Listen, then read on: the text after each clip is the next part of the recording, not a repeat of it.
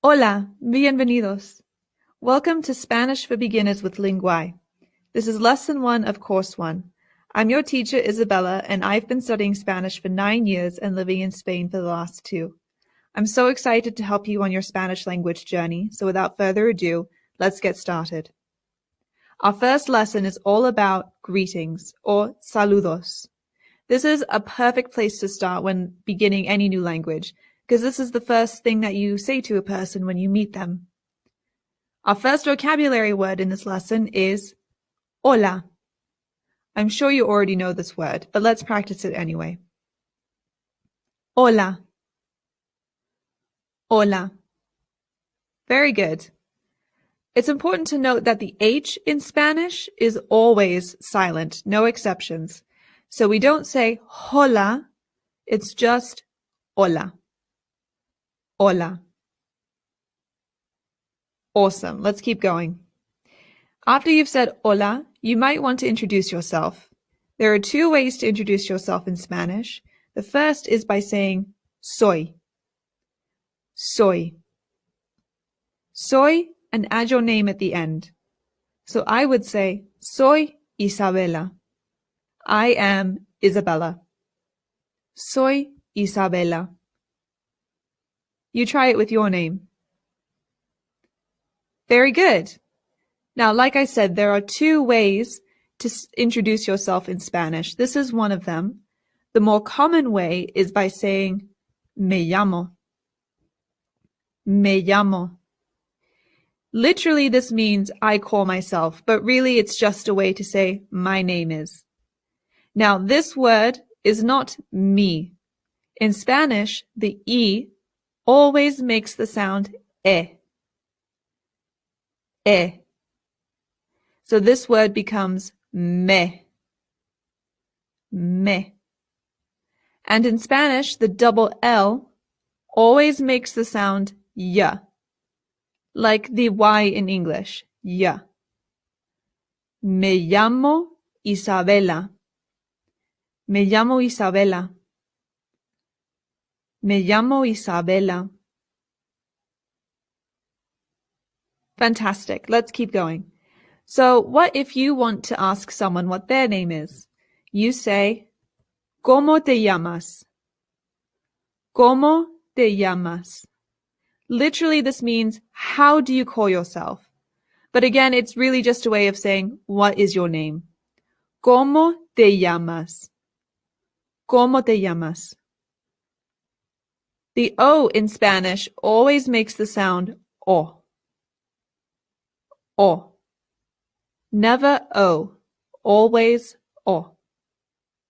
And the accent over the first O indicates where the stress in the word is. If you have an accent over a letter, then that means that is where the stress is. So instead of como, it's como. ¿Cómo te llamas? ¿Cómo te llamas? Very good. So after you have introduced yourself to someone and they have introduced themselves to you, you can say mucho gusto. Mucho gusto. Mucho gusto. Mucho gusto. Just means nice to meet you. Give it a try. Mucho gusto. Excellent. All right. No, that's not correct. Now let's try a practice, or práctica. This is a practice conversation. I will be black and you be red. I will say the words and phrases, and then I will pause and allow you to reply. We're only using the phrases that we just learned. Okay? Let's try. Hola. ¿Cómo te llamas? Me llamo Isabela. Mucho gusto. How did you do? Let's check. Is this what you said? If not, go ahead and rewind the video and do it again. If it is what you said, then let's keep going. Another great way to greet someone is by saying, Buenos días. Buenos días. Buenos días. Buenos días just means good morning. And look, we have an accent over the I. So this is where our stress is. Buenos días. Días. Another great thing to know is that in Spanish, the D is much softer than it is in English. An English person would say day, but a Spanish person would say they. When making the D sound, put your tongue right behind your teeth. It softens the sound. So instead of saying días, it becomes días. Buenos días. Buenos días. Excellent. Let's keep going. After the morning comes the afternoon. So we say buenas tardes. Buenas tardes. It's important to note that one R in Spanish does not roll. It's only with two R's. So it's not buenas tardes. It's just buenas tardes. Buenas tardes. Now, why is there an A instead of an O? That's because the word tardes is feminine and the word días or día is masculine. And so these two words need to match. Masculine gets an O and feminine gets an A. Buenas tardes. Buenas tardes. Good afternoon. Buenas tardes. What comes after afternoon?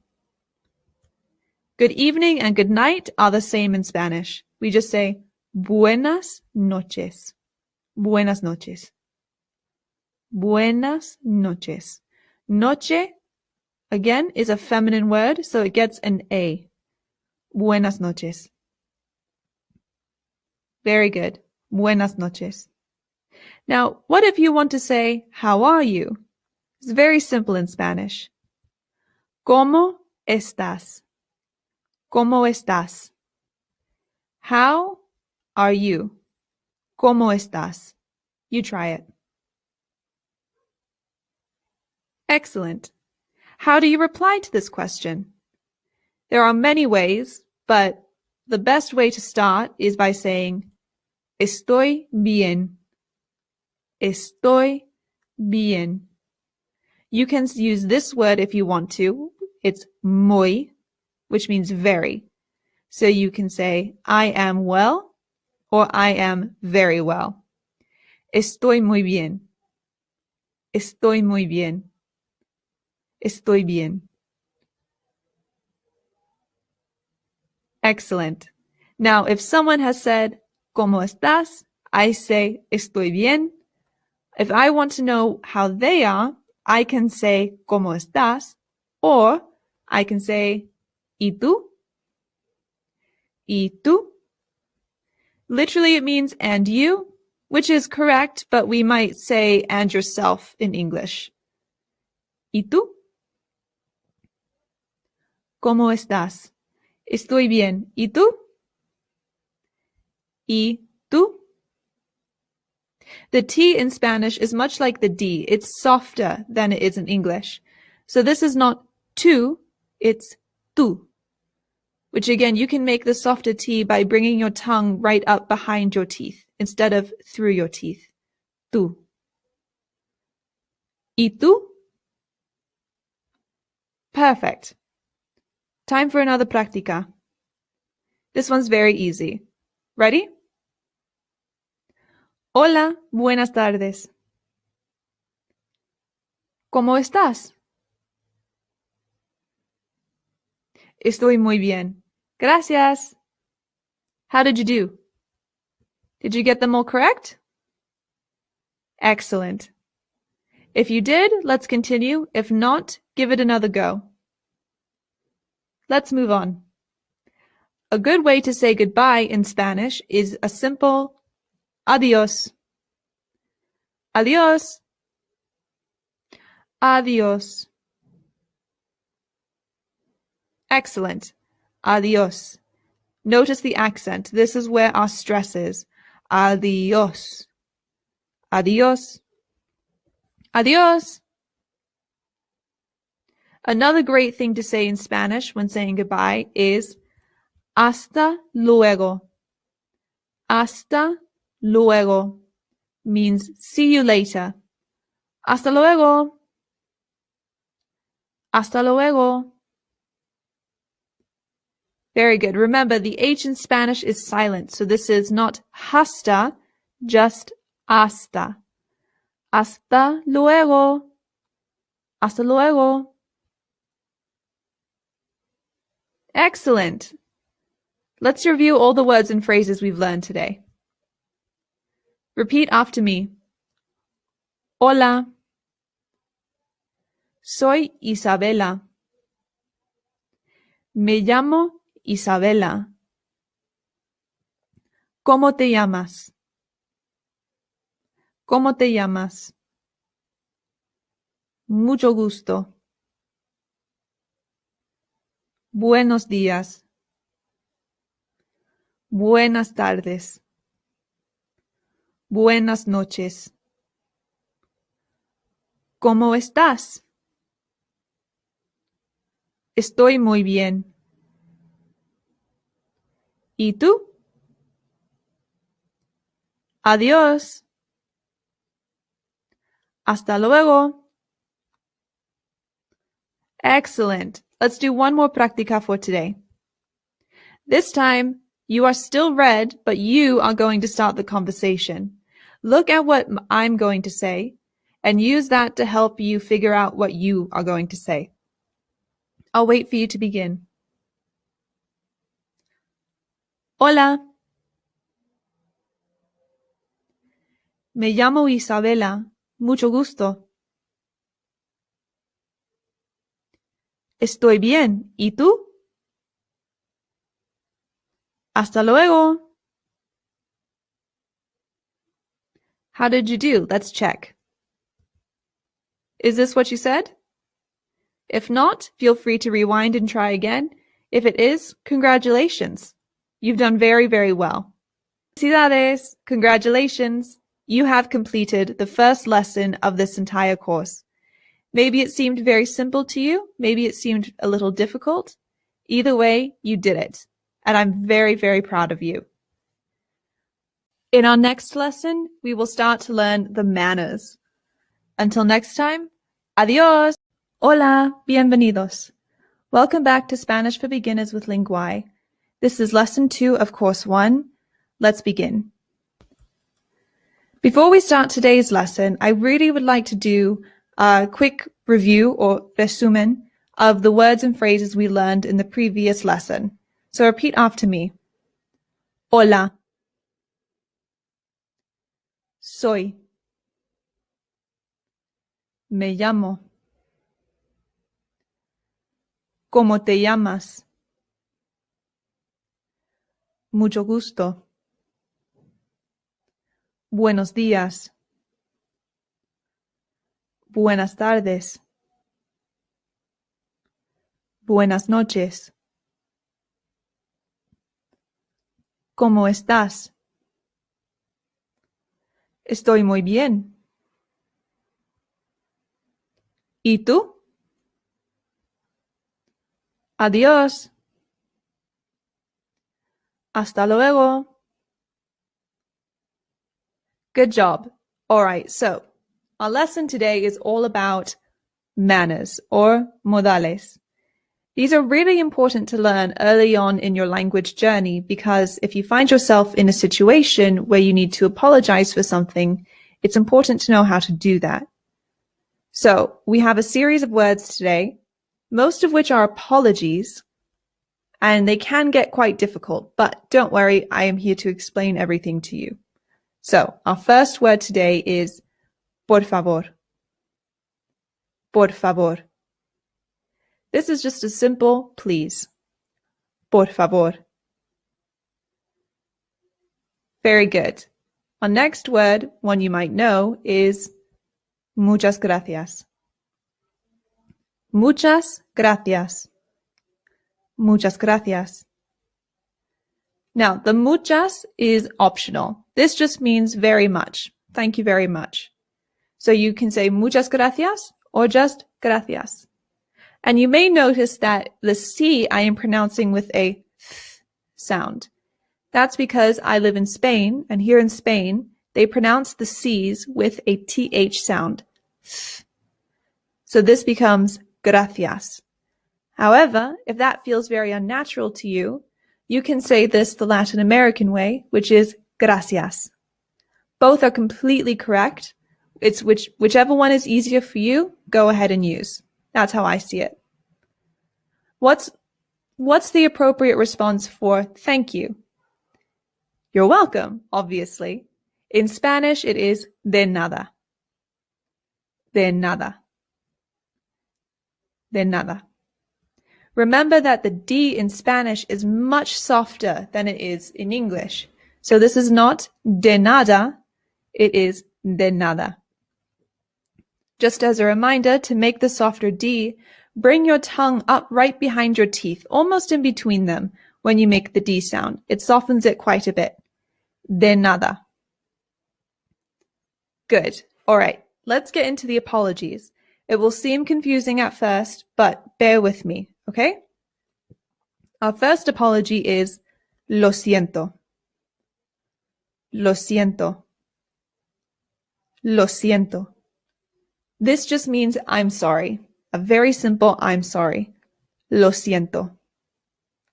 Another way to apologize is by saying disculpe.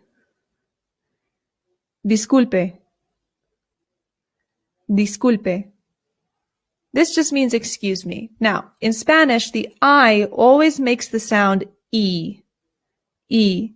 So this is not disculpe, it is disculpe. Disculpe. Also, it's good to note that the U always makes the sound U. Disculpe. Excuse me. Disculpe. Very good. Our next apology is perdón. Perdón. Perdón. Perdón. Remember that the accent in Spanish indicates where the stress in the word is. So this is not perdón, it is perdón. And this also means excuse me or I'm sorry. Again, don't worry, I will explain. Our last apology is con permiso. Con permiso. Con permiso. This literally means with permission. With permission. But is just a way of saying pardon or excuse me. Now, let's put these all together and figure out when is appropriate to use each of them. These are our apologies. So, disculpe is used when getting somebody's attention, like a cashier in a store or a waitress or waiter in a restaurant.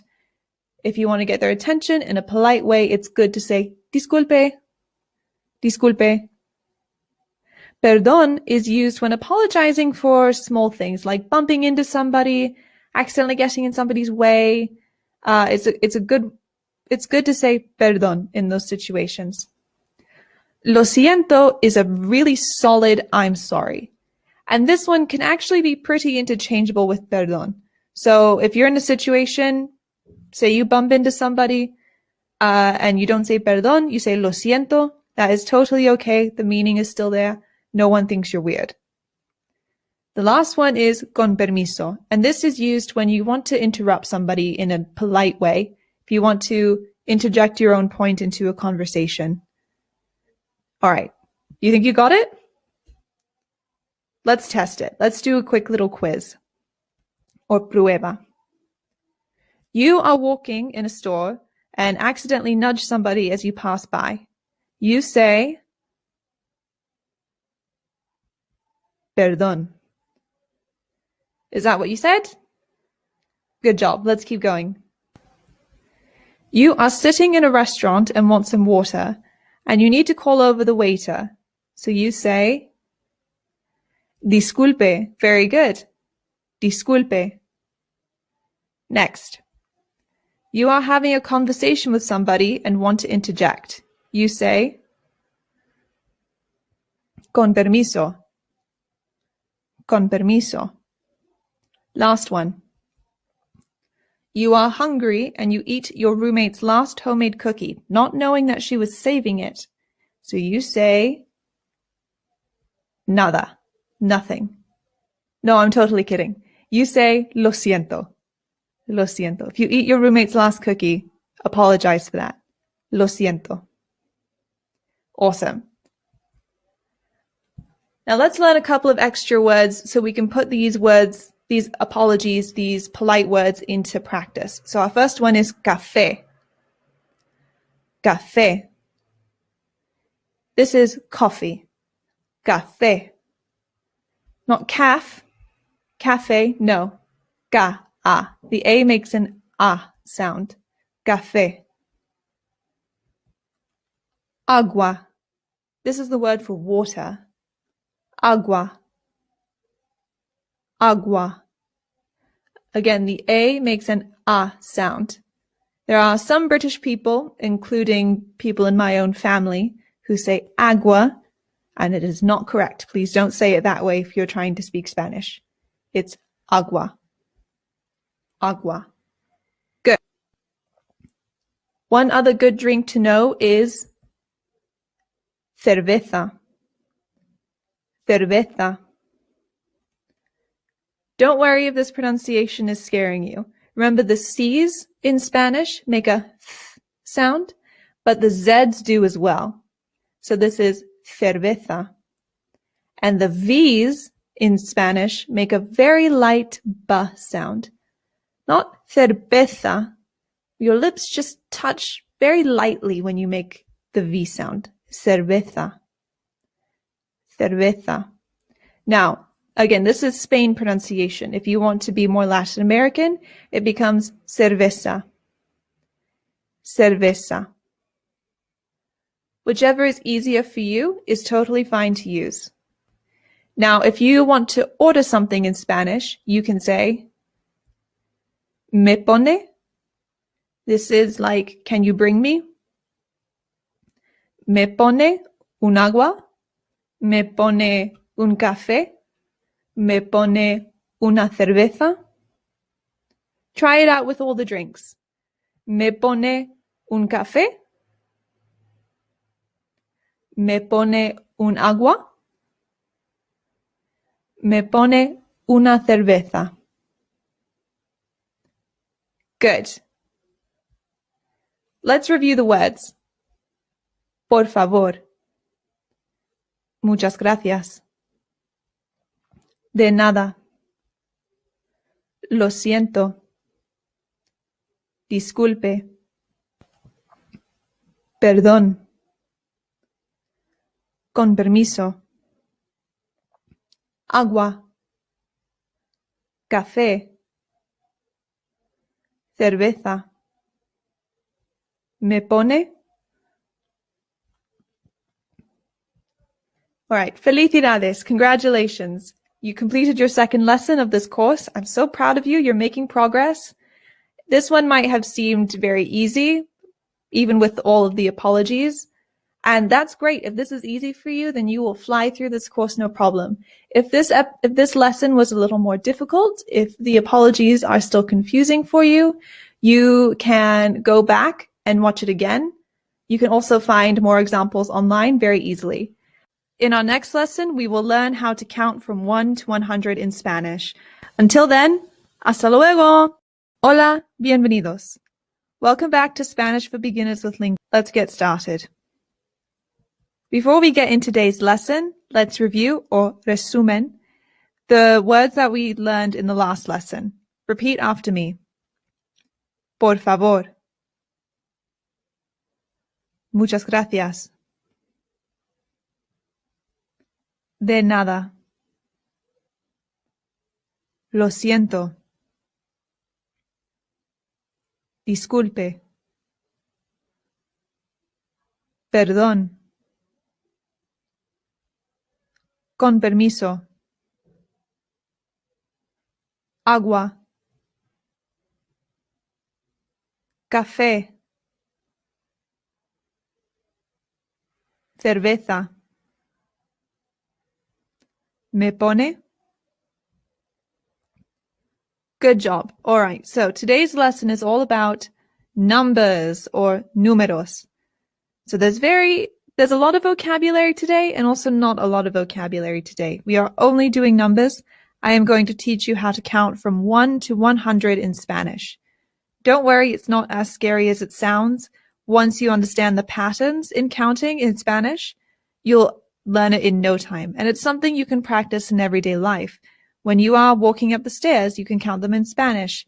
When you are on the bus staring out the window and have nothing on your mind, practice counting in Spanish.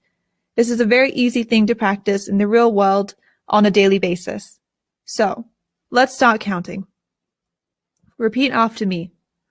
We will say each number twice, so feel free to go back and practice any others that are difficult for you. 1, 1. 2,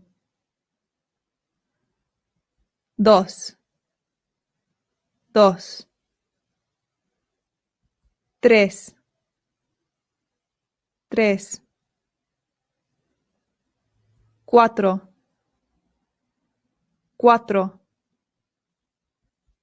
5, 5. Remember the C's in Spanish. In Spain, they say cinco. In Latin America, they say cinco. Both are correct, whichever you prefer. Cinco or cinco. 6, 6. 7, 7. 8, 8.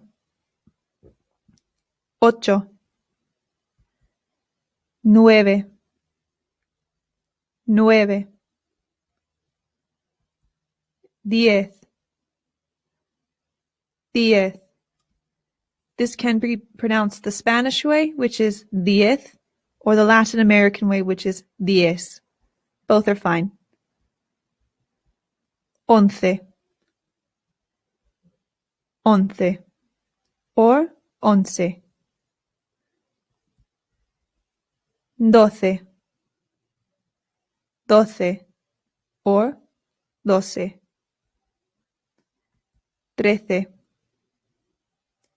13, or 13. 14, 14, or 14. 15, 15, or 15. 16, 16, 17, 17,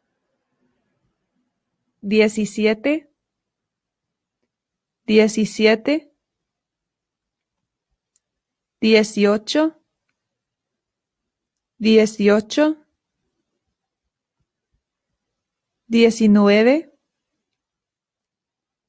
19, 19, 20, 20. Remember, the V in Spanish makes a very light V sound. So not quite 20, but 20. 21, 21. 22, 22. 23, 23. 24, 24. 25, 25, or 25. 26, 26. 27, 27. 28, 28. 29, 29. Okay, now, these are the tens. So, 30, 40, 50, 60, 70, 80, 90.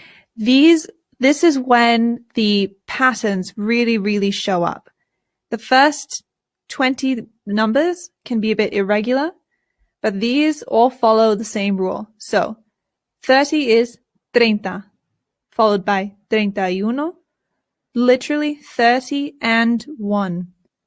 31, 32, 33, 34, 35, 36. You get the idea. 40 is 40. 40. 50 is 50. 50. Or 50. 60 is 60. 60.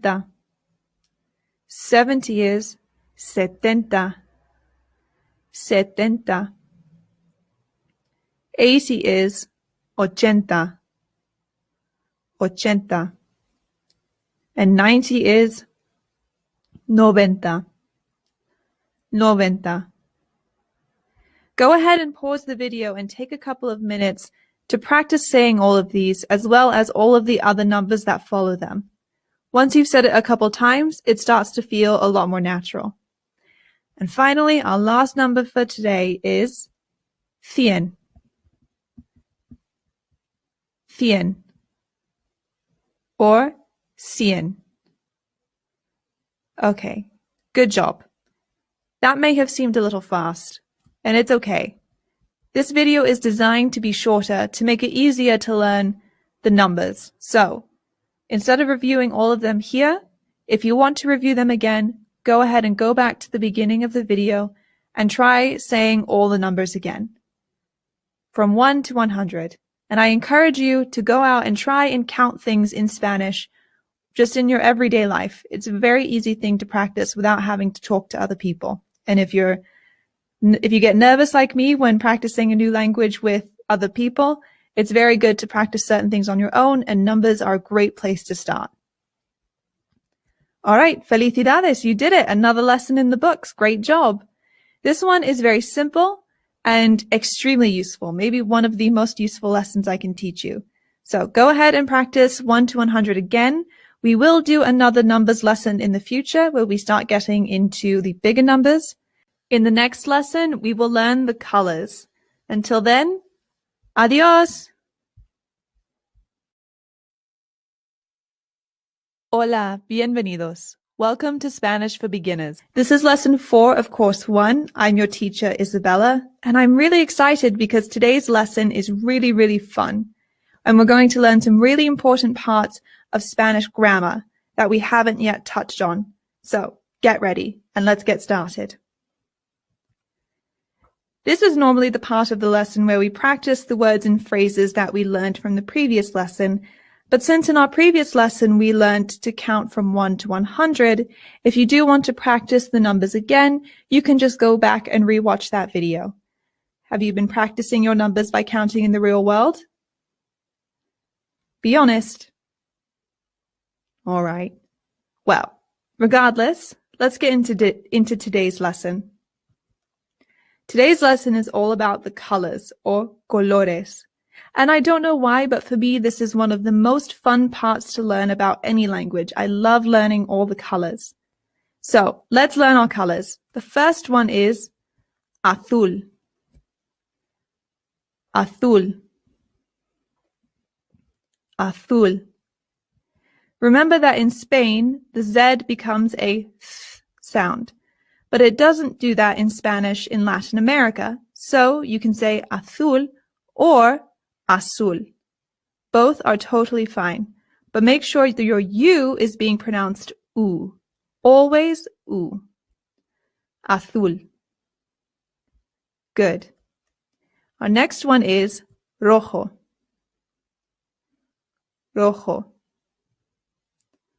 Rojo. Remember that the J makes a h sound. Rojo.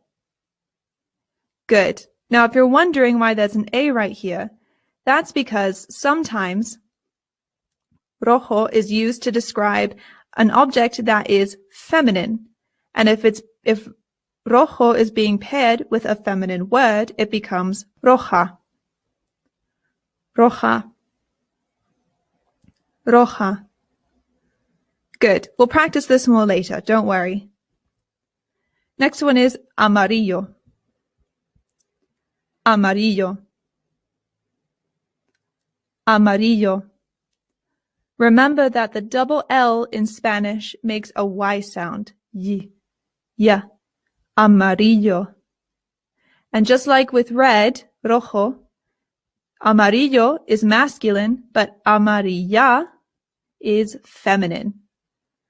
Amarilla. Amarilla. Good. Next one. Verde. Verde. Verde. Now remember I told you that the V in Spain makes a light B sound. Verde. However, in Latin America, it does make more of the English V sound. So if you want, you can say verde. Verde. Good. Next one is marrón. Marrón. Marrón. The double R in Spanish is what rolls. Sorry, the double R in Spanish is what rolls. So it's not marrón, it's marrón. Rrr. If you have a hard time rolling your O's, don't stress too much about it. Sorry, not your O's. If you have a hard time rolling your R's, don't stress so much about it. It's totally fine. People will still understand you. But if you can roll your R's, it's always going to be best to do so. Marrón. Excellent. Next one is morado. Morado. Morado. And then the feminine is morada. Morada. Morada. Perfect. Alrighty. Next one is rosa and rosado. Repeat, rosa. Rosa. Rosa. Rosado. Rosado. Rosado. Good. This is the only color whose word is going to change between masculine and feminine. Next we have negro. Negro. Negro. Or if it's feminine, negra. Negra. Negra. Very good. Next we have blanco. Blanco. Blanco. Or if it's feminine, blanca. Blanca. Blanca. Up next, gris. Gris. This sounds just like the English word grease, like the grease from a pan or like oil, grease. But in Spanish, you have to slightly round that R. So, gris. Gris. Good. And last but not least, we have naranja. Naranja. Naranja. Notice how this one doesn't have an O and an A at the end. That's because naranja stays the same regardless of the word that it's paired with. Even if it's describing a masculine object, it will still remain naranja. Alrighty, let's do some practice. I will give you 30 seconds to look at the colored bars and say the name of each of the colors. Ready? Go.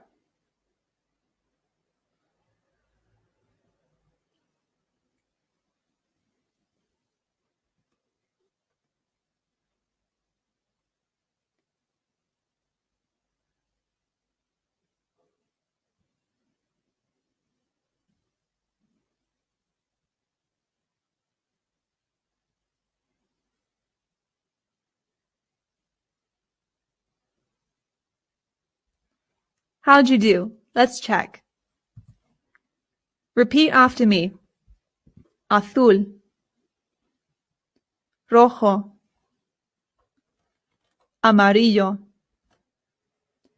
verde, marrón,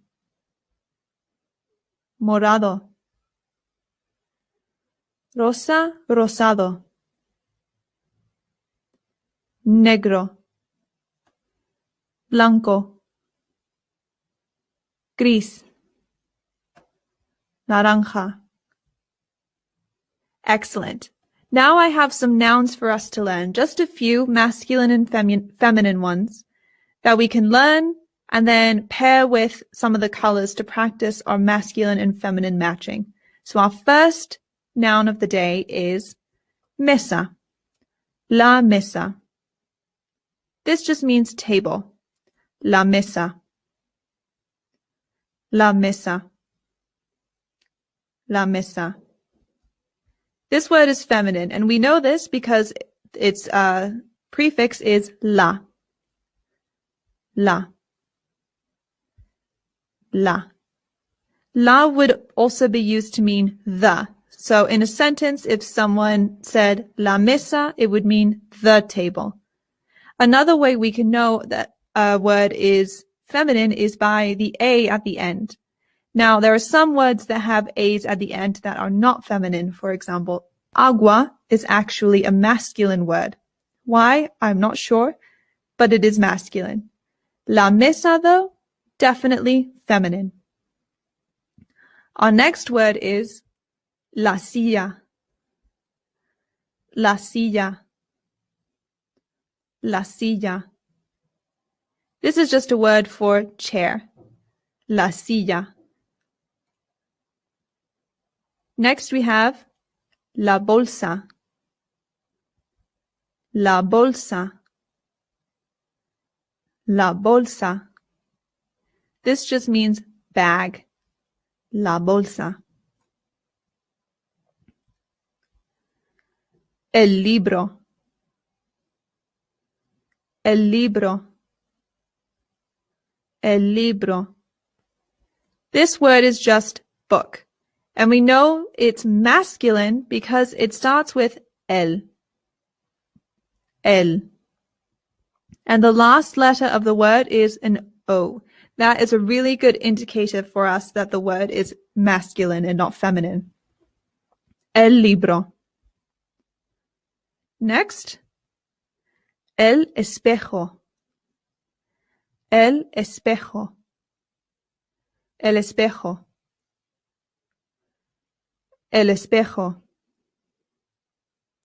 Good. This word means mirror. El espejo. Lastly, el bolígrafo. El bolígrafo. El bolígrafo. Remember, the accent means it is good. It is the stressed sound in the word. El bolígrafo. El bolígrafo. All right. And then just really quickly, I want to teach un and una. This just means a. Un is placed with masculine words. So un libro means a book. And then una is placed with feminine words. Una mesa means a table. All right, let's put this all together. Let's practice. So, el libro, this is masculine. How would we say the red book? El libro. What about la mesa? Feminine. La mesa.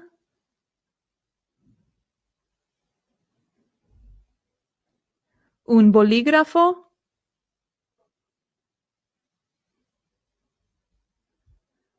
Una bolsa. El espejo.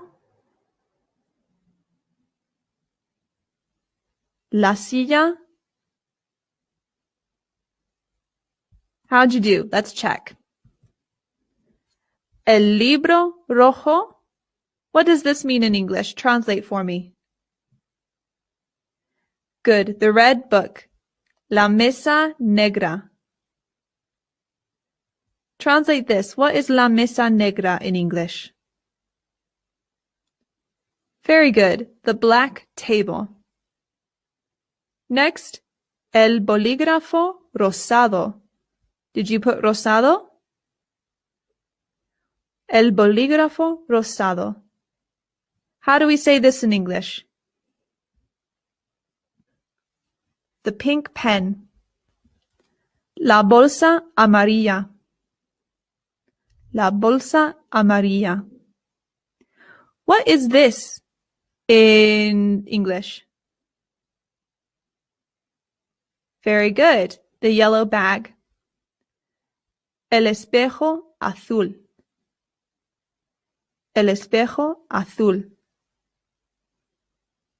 And what is this in English? Perfect. The blue mirror. And lastly, la silla verde. La silla verde. This in English is the green chair. Excellent. You notice that the adjective, the color, comes after the noun. In English, it's the opposite, but in Spanish, your adjectives will always come after your nouns. All right, let's review our words for the day. Azul, rojo, amarillo, verde, marrón, morado, rosa, rosado, negro, blanco,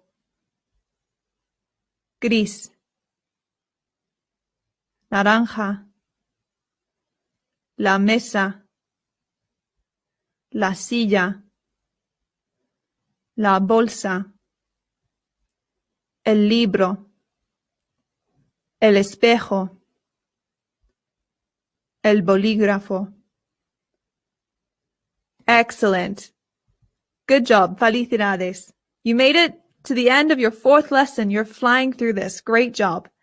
If this was confusing to you, feel free to go back and watch it again. You can also leave questions down below and I can answer them. That's going to be it from me today. In the next lesson, we will learn about food. Until then, hola, bienvenidos. Welcome back to Spanish for Beginners. This is lesson 5 of course 1. I'm your teacher, Isabella. And before we get started, pause this video and go grab a pen and a piece of paper because this lesson is very vocabulary heavy and it will be much easier if you are able to write down the vocabulary. You'll learn it so much quicker. All right, go do that.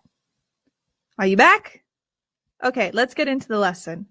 As always, let's start by reviewing the words from the previous lesson really quickly. Repeat after me. Azul, rojo, amarillo, verde, marrón, morado, rosa, rosado, negro, gris, naranja, la mesa, la silla, la bolsa, el libro, el espejo, el bolígrafo. Alrighty, let's get into today's lesson. Today we are talking about one of my favorite things in the whole world, food, or la comida. La comida. Today we're going to practice a lot of food vocabulary as well as get into some verbs as well to practice ordering food. Are you ready? Alrighty, let's do it. Our first food is el pan. El pan. El pan. Pan is bread. Next we have el arroz. El arroz. El arroz. Remember that the double R in Spanish is rolled, so rrr. And the Z in Spain Spanish makes the TH sound, right? And in Latin American Spanish, it's much closer to how we pronounce it in English. So if you are using Spanish pronunciation, it is el arroz. If you're using Latin American pronunciation, it is el arroz. Okay? And I just want to say that it really does not matter which one you choose. Use whichever one is most natural for you, whichever one is easier for you. If you choose the pronunciations that are easier for yourself, you're going to have a much easier time speaking with fluency as you progress in your Spanish language journey. Okay? Just keep that in mind. If you want to do a mix of Spain Spanish and Latin American Spanish, you do it, because it means that you will speak with more confidence and more fluency, and that's what's most important.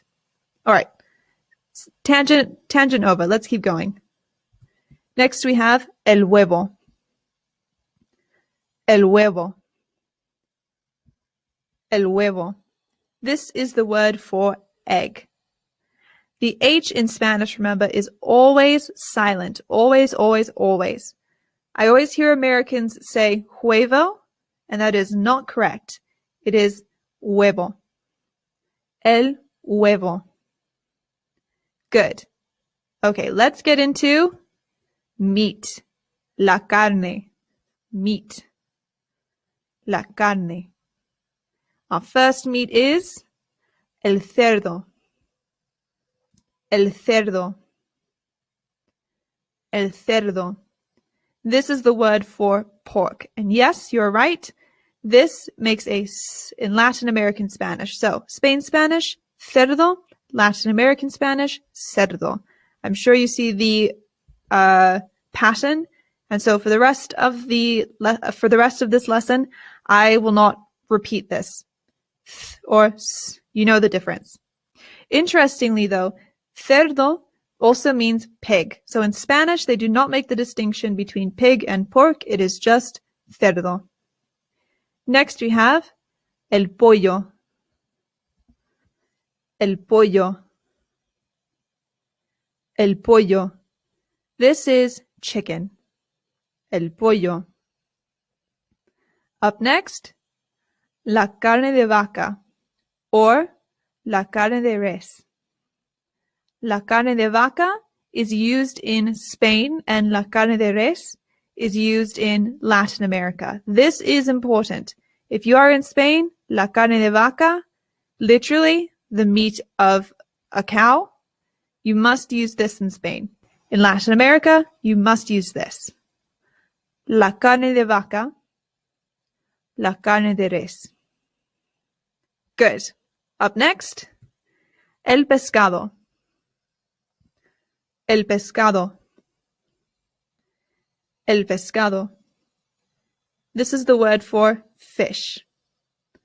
All right, let's get into my favorite part of food, the vegetables. Las verduras. Las verduras. Las verduras. Our first verdura is la lechuga. La lechuga. Lettuce. La lechuga. Next, la cebolla. La cebolla. La cebolla. This is onion. La cebolla. Up next, el ajo. El ajo. El ajo. This is garlic. El ajo. Up next, el pimiento. El pimiento. El pimiento. This is pepper. El pimiento. Coming up, la zanahoria. La zanahoria. La zanahoria. Carrot. La zanahoria. This one is difficult, I know, so take a few minutes to practice saying this one a few times. La zanahoria. Zanahoria. Zanahoria. Continuing on, El tomate. El tomate. El tomate. This is tomato, and I know it's technically a fruit, but just cut me some slack. Up next, las frutas. Las frutas. Las frutas. La manzana. La manzana. La manzana. This is apple. La manzana. Up next, el plátano. El plátano. El plátano. This is banana. El plátano. Up next we have la piña. La piña. La piña. Up next, la fresa. La fresa. La fresa. This is strawberry. La fresa. Coming up, la uva. La uva.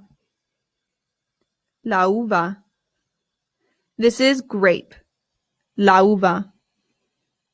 Up next, let's get into bebidas. La bebida. Drinks. La bebida. Our first drink is leche. La leche. La leche. La leche. Good. El té. El té. El té. This is tea. El té. Up next, azúcar. Azúcar. Azúcar. This is sugar. Do you remember the other drinks we have learned in this course? We learned café, agua, and cerveza. Remember those, also important. Next we have miel. Miel. Miel. This is honey. Miel. Good.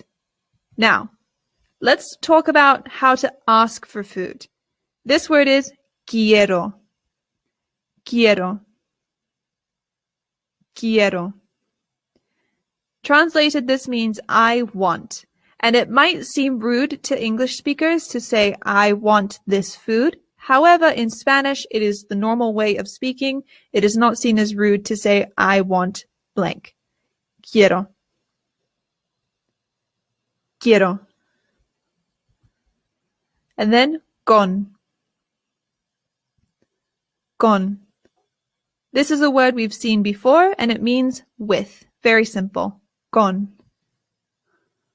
Perfect. All right, let's do some practice. Here we have two very simple sentences, and I would like you to fill in the blanks. There is no right or wrong answer here. As long as you get your type of food correct, you're all good. So, practice these sentences. I'll give you 30 seconds.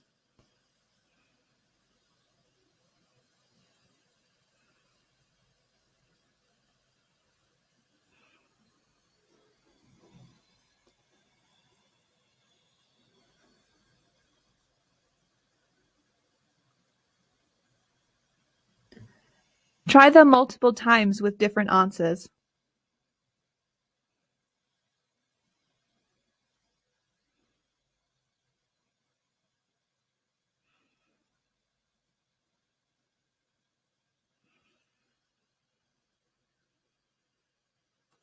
Alrighty. Here are some examples of things you could have said. Quiero arroz con pollo y pimiento. Say that with me. Quiero arroz con pollo y pimiento. Quiero arroz con pollo y pimiento. Quiero una manzana y leche con miel. Quiero una manzana y leche con miel. Quiero una manzana y leche con miel. Good. All right, there's a lot of vocabulary today, like I told you, so let's say all of these together one more time. Comida, el pan, el arroz, el huevo, la carne, el pollo, el cerdo, la carne de vaca, la carne de res, el pescado, las verduras, la lechuga, la cebolla, el ajo, el pimiento, la zanahoria, el tomate, las frutas, la manzana, el plátano, la piña, la fresa, la uva, la bebida, la leche, el té, azúcar, miel. Quiero, con. Great job. How's your brain? Does it hurt? It's okay. These are really great words to start with when you're first learning your Spanish foods. Sorry, I forgot the word food, even though we're talking about food. But either way, felicidades, you did it. There will be more food lessons in the future, but this was a great way for us to start with the basics and for you to start learning the foods. Little homework assignment for you. I would like you to go into your kitchen and find as many words on the list as you possibly can. If you have those foods in your kitchen, go ahead and practice saying them when you see them. Okay? In our next lesson, we will simply be going over the alphabet. It'll be a little bit of a break lesson. Until then, hasta luego. Hola, bienvenidos. Welcome back to Spanish for Beginners with Linguae. As always, I'm your teacher, Isabella, and let's get started. Last lesson, we had a ton of new vocabulary, so let's review it with each other. Repeat after me. Comida. El pan. El arroz. El huevo. La carne. El pollo. El cerdo. La carne de vaca. La carne de res. El pescado. Las verduras. La lechuga. La cebolla. El ajo. El pimiento. La zanahoria. El tomate. Las frutas. La manzana. El plátano. La piña. La fresa. La uva. La bebida. La leche. El té. Azúcar. Miel. Quiero. Con. Very good. Since this last lesson was so vocabulary heavy, I wanted to take a bit of a break today and do some very easy practice. So today, all we're going to do is learn the Spanish alphabet, or alfabeto. The Spanish alphabet is really easy to learn for English speakers because it's very similar to the English alphabet. The only difference is that they have 3 extra letters that we don't have. So today, all we're going to do is practice how to say all of the letters. What's really great about Spanish, especially for English speakers, is that Spanish is a phonetic language, which means that every word is spelled how it's pronounced, and all of the letters are always going to be pronounced the same way, which is great. There's no crazy rules, and sometimes it sounds like this, sometimes it sounds like that. It's very consistent. Spanish pronunciation is very easy for English speakers to learn. So if you can learn how to say all of the letters, then you can say all of the words perfectly. Are you ready? Let's start. A, A, A. B, B, B. C, C, C. D, D, D. E, E, E. F, F, F. G, G, G. H, H, H. I, I, I. J, J, J. K,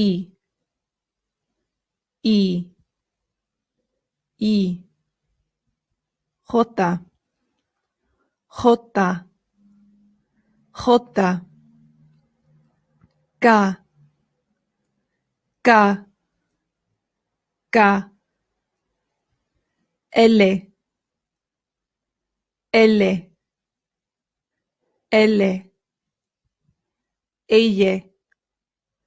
ella, ella. M, M, M. N, N, N. Ñ, Ñ, Ñ. O, O, O. P, P, P. Q, Q, Q. R, R, R. R, R, R. S, S, S. T, T, T. U, U, U. V, V, V. W, pardon me. V, W, W,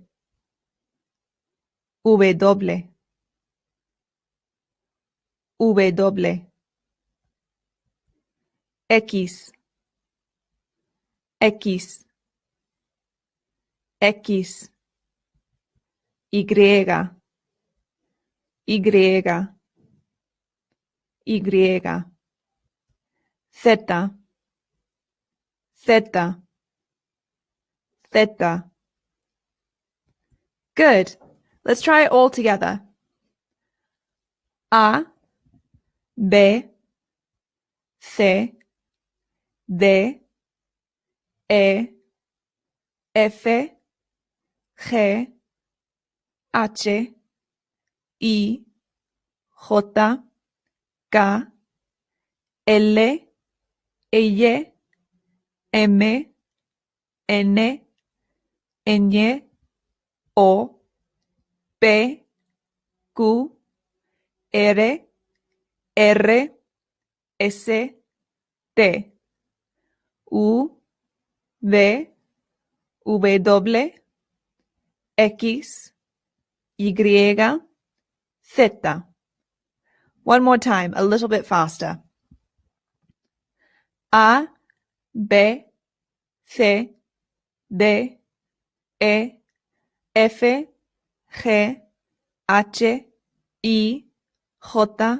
K, L, L, M, N, Ñ, O, P, Q, R, R, S, T. U, V, W, X, Y, Z. That's it. That's the Spanish alphabet. Felicidades, you made it through another lesson. Good job. This one was easy. This lesson was designed to be a little bit of a break, a little bit shorter. It's a good thing to know the alphabet in the language that you're learning in case you're ever in a situation where someone needs to spell something for you. You already know the letters. That's it for today's lesson. In the next lesson, we will be learning some vocabulary for the animals. Very exciting. Until then, adios. Hola, bienvenidos. Welcome back to Spanish for Beginners with Linguae.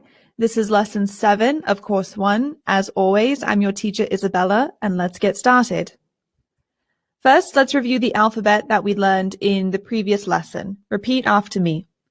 A, B, C, D, E, F, G, H, I, J, K, L, L, M, N, Ñ, O, P, Q, R, R, S, T. U, V, W, X, Y, Z. Very good. So today our lesson is all about los animales, animals. This is a fun, pretty easy lesson, but I want to introduce some verbs in this lesson. Just a few, and we will also see the beginnings of some very simple Spanish sentence structure. So let's get started and learn some animals. First we have el gato. El gato. El gato is the word for cat. Gato. Next, el perro. El perro. El perro. This is the word for dog. Perro.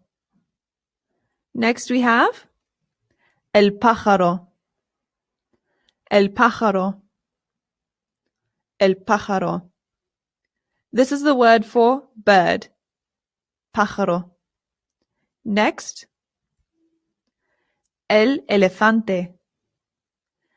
El elefante. El elefante. This is the word for elephant. Elefante. Next we have el león.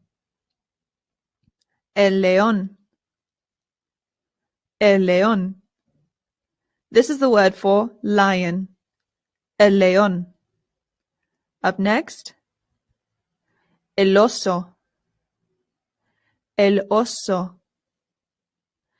El oso. This is the word for bear. Oso. Next we have el caballo. El caballo. El caballo. This is the word for horse. Caballo. Up next, el tigre. El tigre. El tigre. This is the word for tiger. Tigre. Next, el toro. El toro. El toro. This is the word for bull, toro.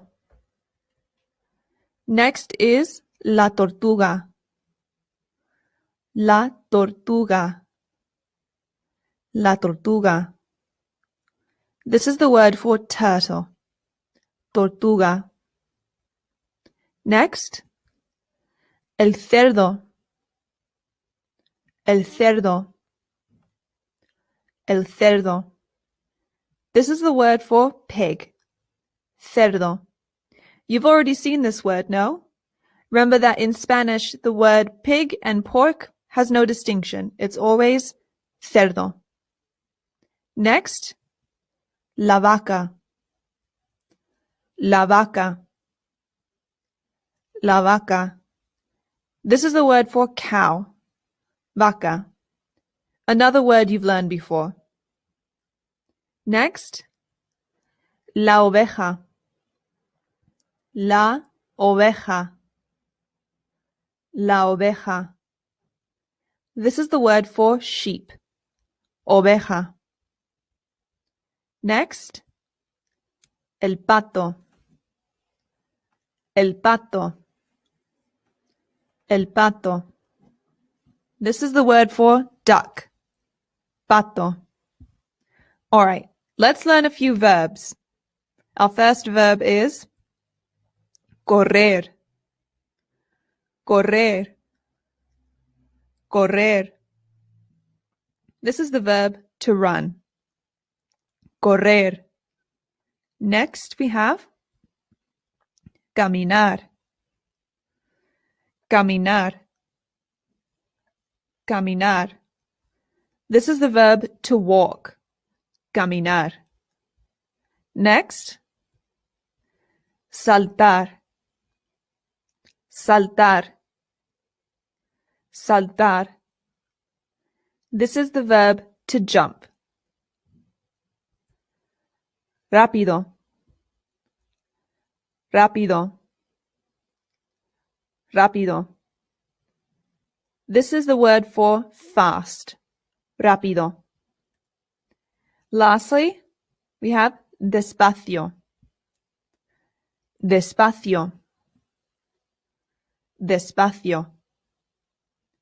Very good. Let's do some simple practice. I have 3 sentences here. You can mix and match words however you like. I have gone ahead and conjugated the verbs for you. These are all in the present tense. What I'd like you to do is fill in the blanks with any words that match. So we're going to have animals here and adverbs here. Go ahead and pause the video and take a minute or two to try these out with a few different combinations.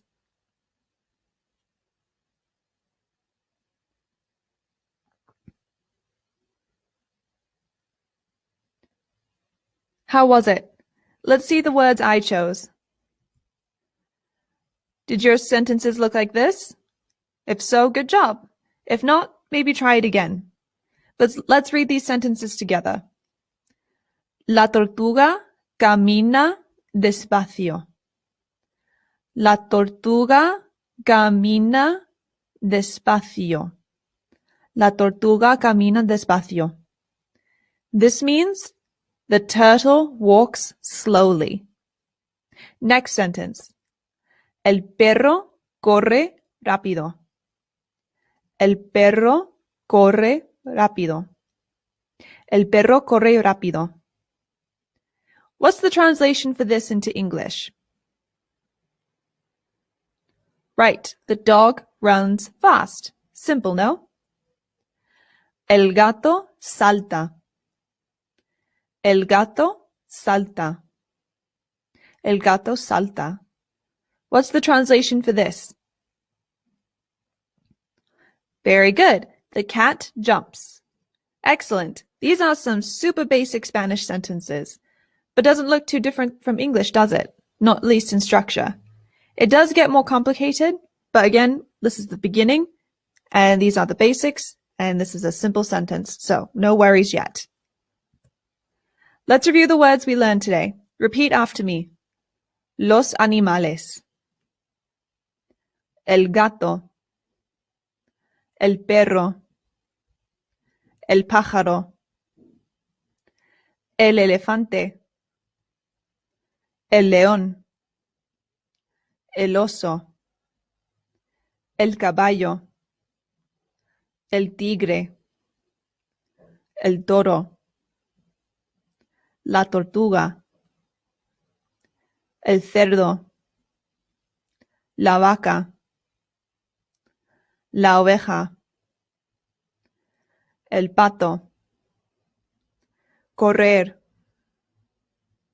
caminar, saltar, rápido, despacio. All right, felicidades. Another day, another lesson. Great job. I hope this lesson was useful to you and gives you an idea of good basic Spanish sentence structure. We will start building on this in the following lessons, particularly with the verbs, so stay tuned. I will see you guys in that lesson. Until then, hasta luego. Hola, bienvenidos. Welcome back to Spanish for Beginners with Linguae. As always, I'm your teacher, Isabella.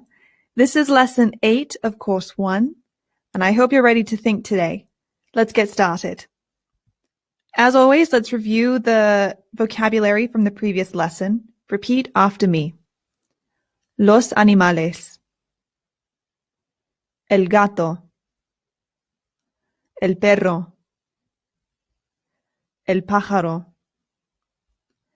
El elefante. El león.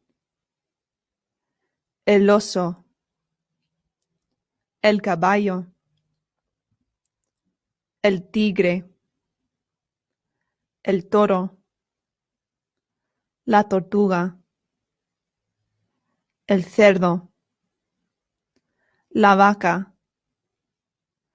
La oveja. El pato. Correr. Caminar. Saltar. Rápido. Despacio. Very good. Today's lesson is all about ejercicio, or exercise. Today we're going to take a look at several different verbs that have to do with exercise. We're going to do some more simple sentence structure, and then I'm also going to introduce conjugation today. Not very much, just the most basic of basics, but I just want you to start getting familiar with it. Are you ready? Let's go. The first few verbs you're going to recognize. Our first one today is caminar. Caminar. To walk. Caminar. And the next one you'll also recognize. Correr. Correr. Correr. This is to run. Next we have saltar. Saltar. Saltar. This is to jump. Saltar. Next we have hacer ejercicio. Hacer ejercicio. Hacer ejercicio. In Spanish, the word exercise is never a verb on its own, unlike in English. In order to make exercise a verb, you have to add the word hacer. Hacer is the verb for to do or to make, but in this context, it's to do exercise. Hacer ejercicio. Very good. Next, nadar. Nadar. Nadar. This is to swim. Nadar. Next, bailar. Bailar. Bailar. This is to dance. Bailar. Next we have montar en bicicleta. Montar en bicicleta. Montar en bicicleta. This means to ride a bike. Montar en bicicleta. Up next, jugar. jugar, jugar. This is the verb to play, jugar. Next we have sudar, sudar, sudar. This is the verb to sweat, sudar. Next we have no me gusta or me gusta. Me gusta means I like. No me gusta means I don't like. Me gusta. No me gusta. Next we have me encanta and no me encanta. Me encanta means I love. No me encanta means I don't love. This form of the word love doesn't apply to people. This applies to things and activities. So you would never put a person in here. Only actions, only things, that sort of thing. If we put these together, our verbs and our likes and dislikes, we can make very simple sentences. Go ahead and pause the video and practice these. Whoops. Me gusta, and then add a verb. No me gusta, add a verb. Me encanta, add a verb. Go ahead.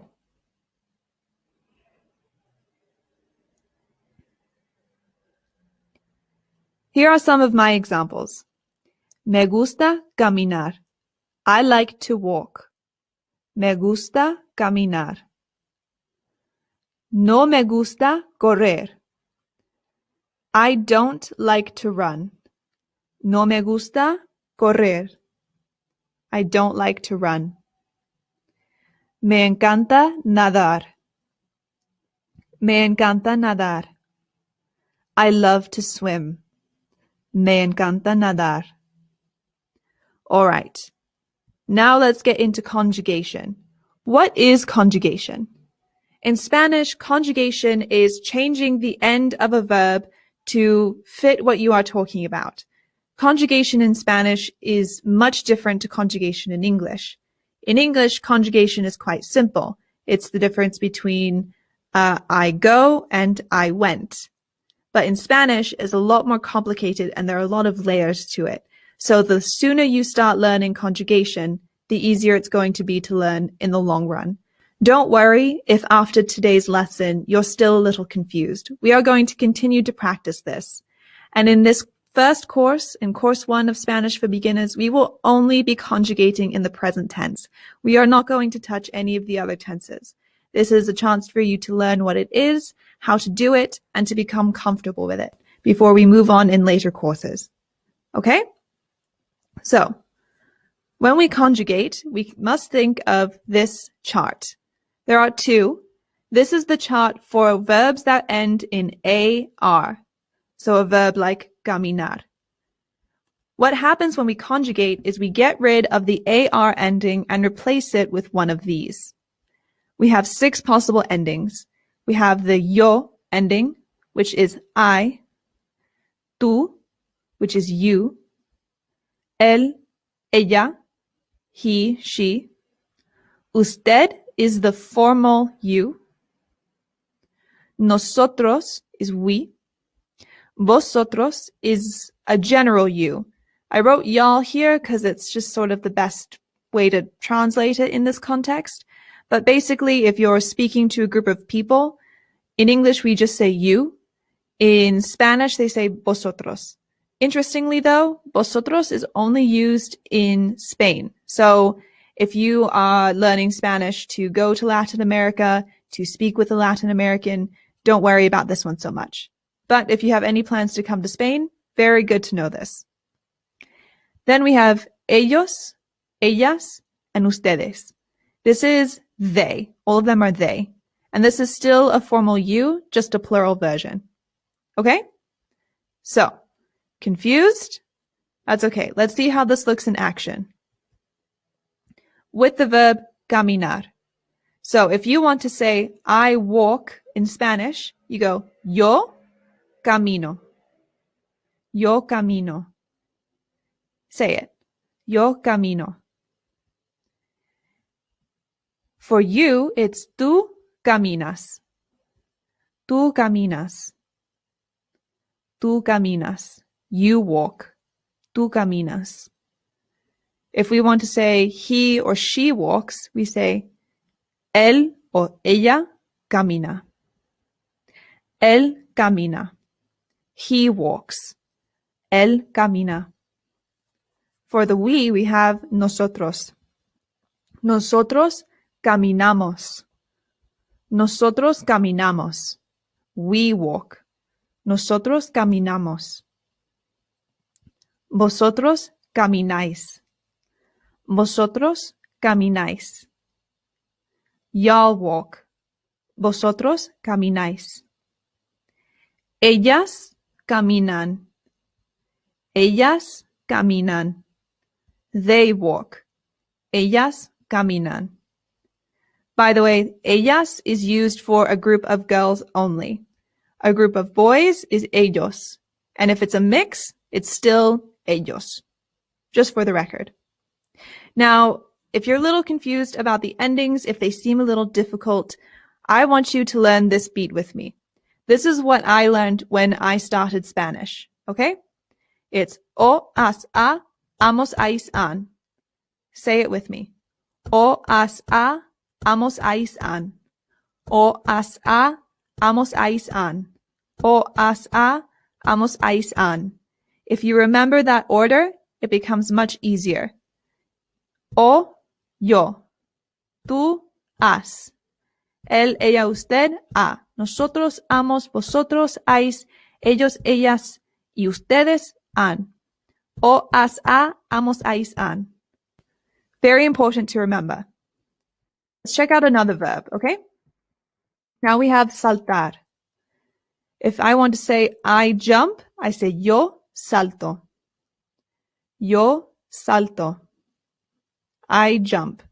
Yo salto. Tú saltas. Tú saltas. You jump. Tú saltas.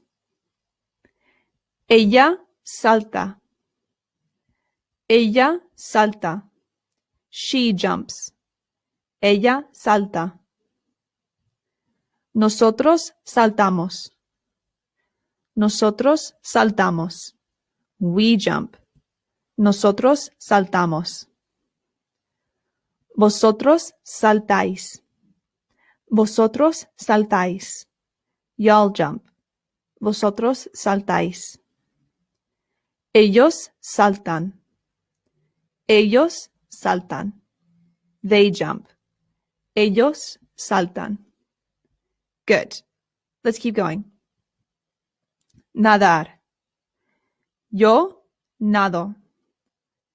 Yo nado. I swim. Yo nado. Tú nadas. Tú nadas. You swim. Tú nadas. Ella nada. Ella nada. She swims. Ella nada. Nosotros nadamos. Nosotros nadamos. We swim. Nosotros nadamos. Vosotros nadáis. Vosotros nadáis. Y'all swim. Vosotros nadáis. Ellos nadan. Ellos nadan. They swim. Ellos nadan. Very good. Let's try with an irregular verb. Now, the thing with irregular verbs is they're irregular. They change. They don't follow the exact rule as this. Case in point with jugar. Jugar is a good example of an irregular verb. So, jugar conjugates to yo juego. Yo juego. I play. Yo juego. Tú juegas. Tú juegas. You play. Tú juegas. Él juega. Él juega. He plays. Él juega. Nosotros jugamos. Nosotros jugamos. We play. Nosotros jugamos. Vosotros jugáis. Vosotros jugáis. Y'all play. Vosotros jugáis. Ellas juegan. Ellas juegan. They play. Ellas juegan. You'll notice that it's only irregular in the yo, tú, él, ella, and ellos, ellas forms. It's not irregular in the vosotros and nosotros forms. That's because it doesn't have to be. It's much easier to say jugamos than it is to say juegamos. So it doesn't change. Let's check out another one. Now, we're changing gears a little bit. Now this is ER-IR verbs. Verbs that end in ER or IR. They have the same endings, which is very nice. We only have to learn 2 tables instead of 3. It's very similar to the AR verbs, except it goes o, es, hemos, eis, en. And you can follow the same beat. O, es, hemos, eis, en. O, es, hemos, eis, en. O, es, hemos, eis, en.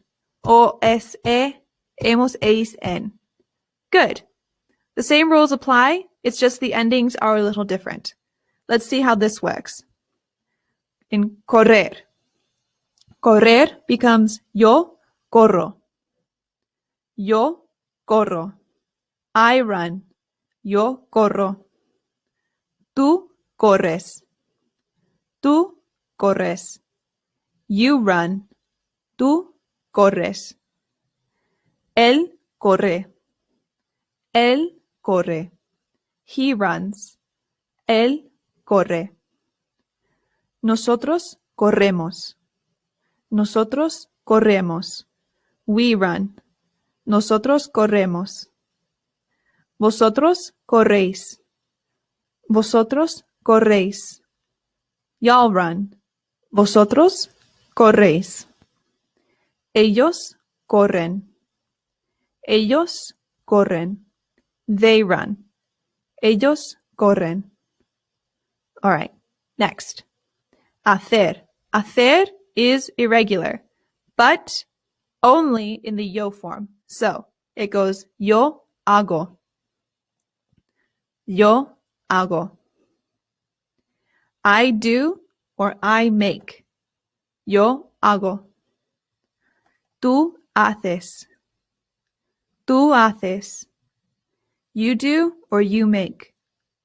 Tú haces. Ella hace. Ella hace.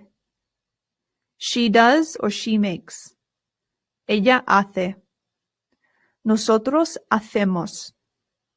Nosotros hacemos. We do or we make. Nosotros hacemos.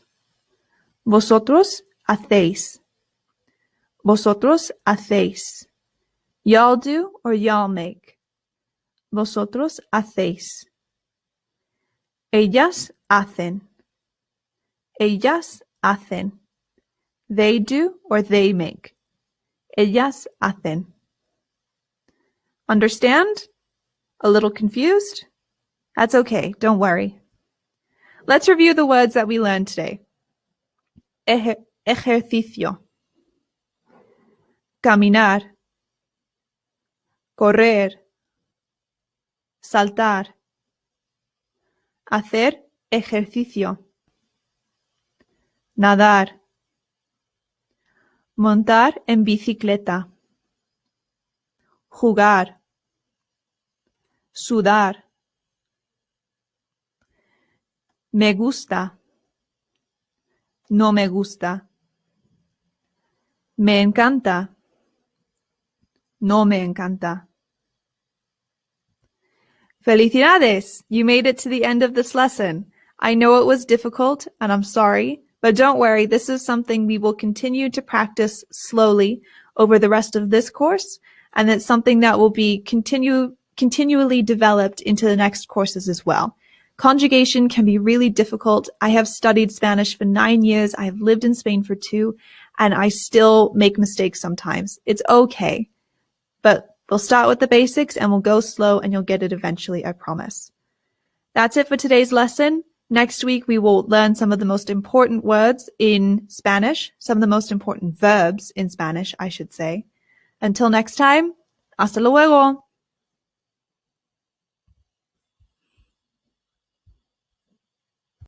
Hola, bienvenidos. Welcome back to Spanish for Beginners with Linguae. This is lesson 9 of course 1, and as always, I'm your teacher, Isabella. Let's get started. First, let's review the words that we said in the last lesson. Repeat after me. Ejercicio.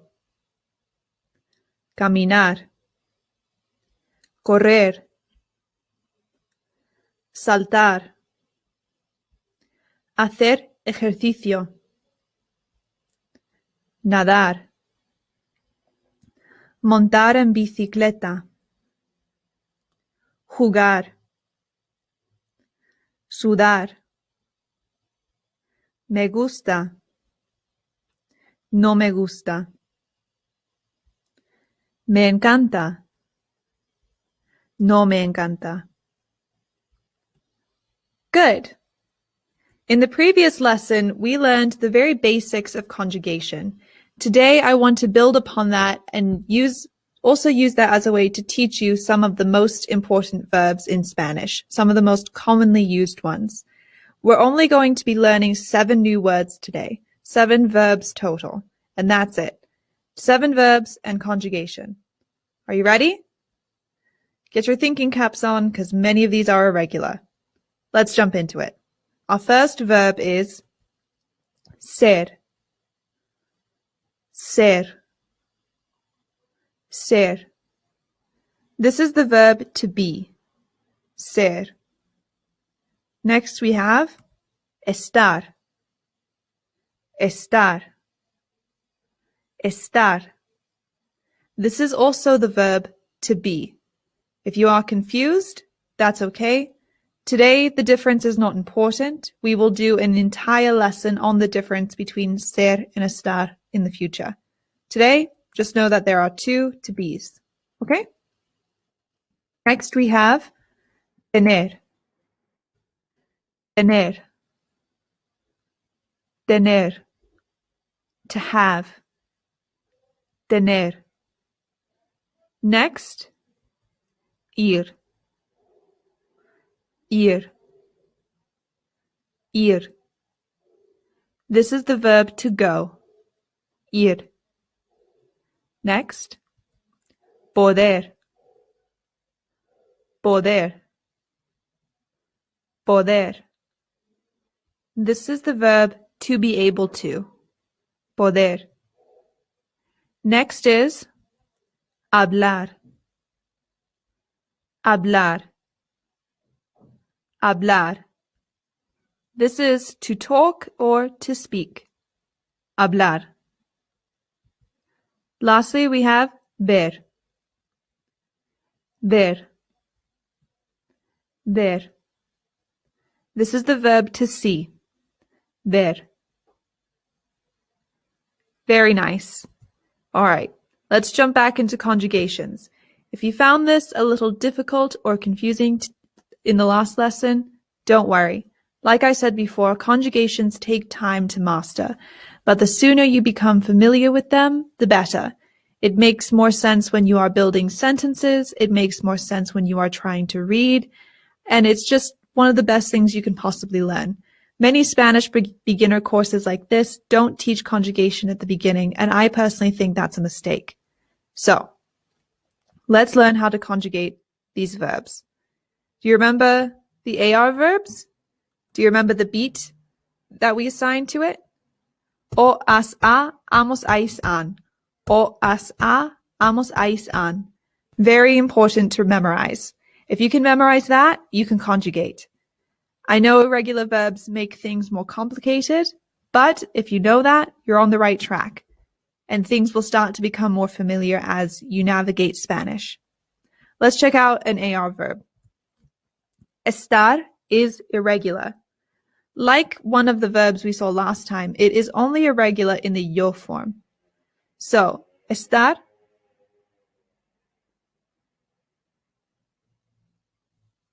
So, estar becomes estoy. Yo estoy. Yo estoy. I am. Yo estoy. Tú estás. Tú estás. You are. Tú estás. Él está. Él está. He is. Él está. Nosotros estamos. Nosotros estamos. We are. Nosotros estamos. Vosotros estáis. Vosotros estáis. Y'all are. Vosotros estáis. Ellos están. Ellos están. They are. Ellos están. Good. What about a regular verb? Hablar. This is much easier, no? Yo hablo.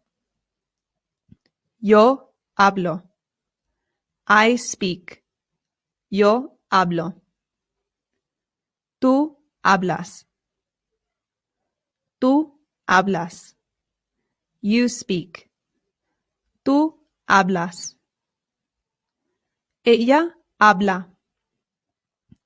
Ella habla. She speaks. Ella habla. Nosotros hablamos. Nosotros hablamos. We speak. Nosotros hablamos.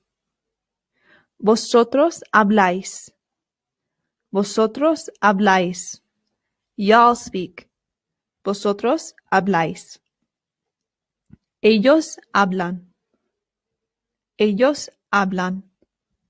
They speak. Ellos hablan. Good. Let's go over the ER-IR verbs. O-S-E, hemos eis en. O-S-E, hemos eis en. O-S-E, hemos eis en. Good. Let's see these in practice. Our first verb is ser, which is irregular. I'm sorry. It's irregular in all of the forms. So ser becomes yo soy. Do you remember this when we learned soy and then your name? This is where it comes from, the conjugation. Yo soy. Yo soy. I am. Yo soy. Tú eres. Tú eres. You are. Tú eres. Ella es. Ella es. She is. Ella es. Nosotros somos. Nosotros somos. We are. Nosotros somos. Vosotros sois. Vosotros sois. Y'all are. Vosotros sois. Ellos son. Ellos son. They are. Ellos son. Very good. Let's check out another irregular verb. Tener. Tener is also very irregular. Repeat after me. Yo tengo. Yo tengo. I have. Yo tengo. Tú tienes. Tú tienes. You have. Tú tienes. Él tiene. Él tiene. He has. Él tiene. Nosotros tenemos. Nosotros tenemos. We have. Nosotros tenemos. Vosotros tenéis. Vosotros tenéis. Y'all have. Vosotros tenéis. Ellas tienen. Ellas tienen. They have. Ellas tienen. Good. Another one. Ir. Also very much irregular, but it is only a two-letter word, so it kind of has to be. Ir conjugates to yo voy. Yo voy. I go. Yo voy. Tú vas. Tú vas. You go. Tú vas. Ella va. Ella va. She goes. Ella va. Nosotros vamos. Nosotros vamos. We go. Nosotros vamos. Vosotros vais. Vosotros vais. Y'all go. Vosotros vais. Ellos van. Ellos van. They go. Ellos van. All right, very good job. Let's keep it going. Poder, another irregular. Very sorry. Poder conjugates to yo puedo. Yo puedo. I can. Yo puedo. Tú puedes. Tú puedes. You can. Tú puedes. Ella puede. Ella puede. She can. Ella puede. Nosotros podemos. Nosotros podemos. We can. Nosotros podemos. Vosotros podéis. Vosotros podéis. Y'all can. Vosotros podéis. Ellos pueden. Ellos pueden. They can. Ellos pueden. Good.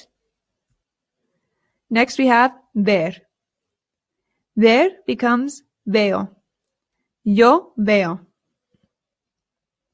I see. Yo veo. Tú ves. Tú ves. You see. Tú ves. Ella ve. Ella ve. She sees. Ella ve. Nosotros vemos. Nosotros vemos. We see. Nosotros vemos. Vosotros veis. Vosotros veis. Y'all see. Vosotros veis. Ellas ven. Ellas ven. They see. Ellas ven. Good.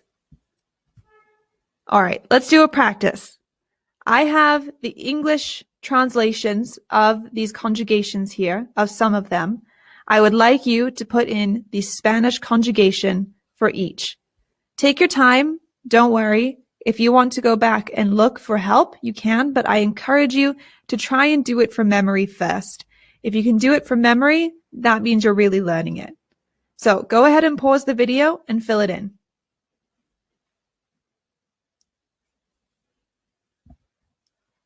How did you do? Let's check. I am in the ser form is soy.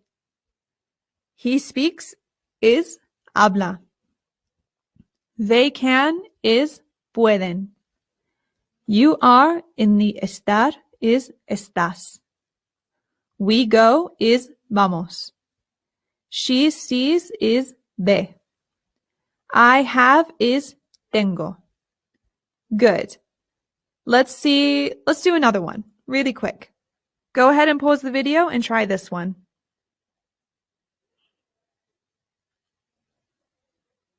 How did you do? Let's see. They are in the ser is son. I speak is hablo. You can is puedes. We are in the estar is estamos. Y'all go is vais. I see is veo. They have is tienen. All right, good job. Let's review these words one more time. Ser, estar, tener, ir, poder,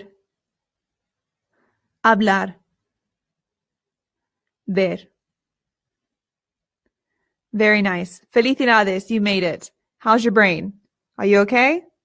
Again, I know it can be difficult, but just bear with me. In the next lesson, we will do even more practice. I have 7 more important verbs ready for you. So whenever you feel ready, after you've practiced these ones, go ahead and start the next lesson, and we will do even more practice. Until then, adios!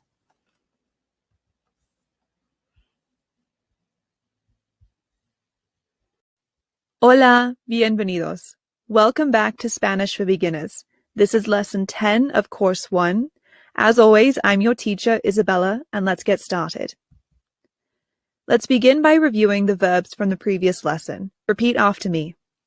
Ser, estar, tener,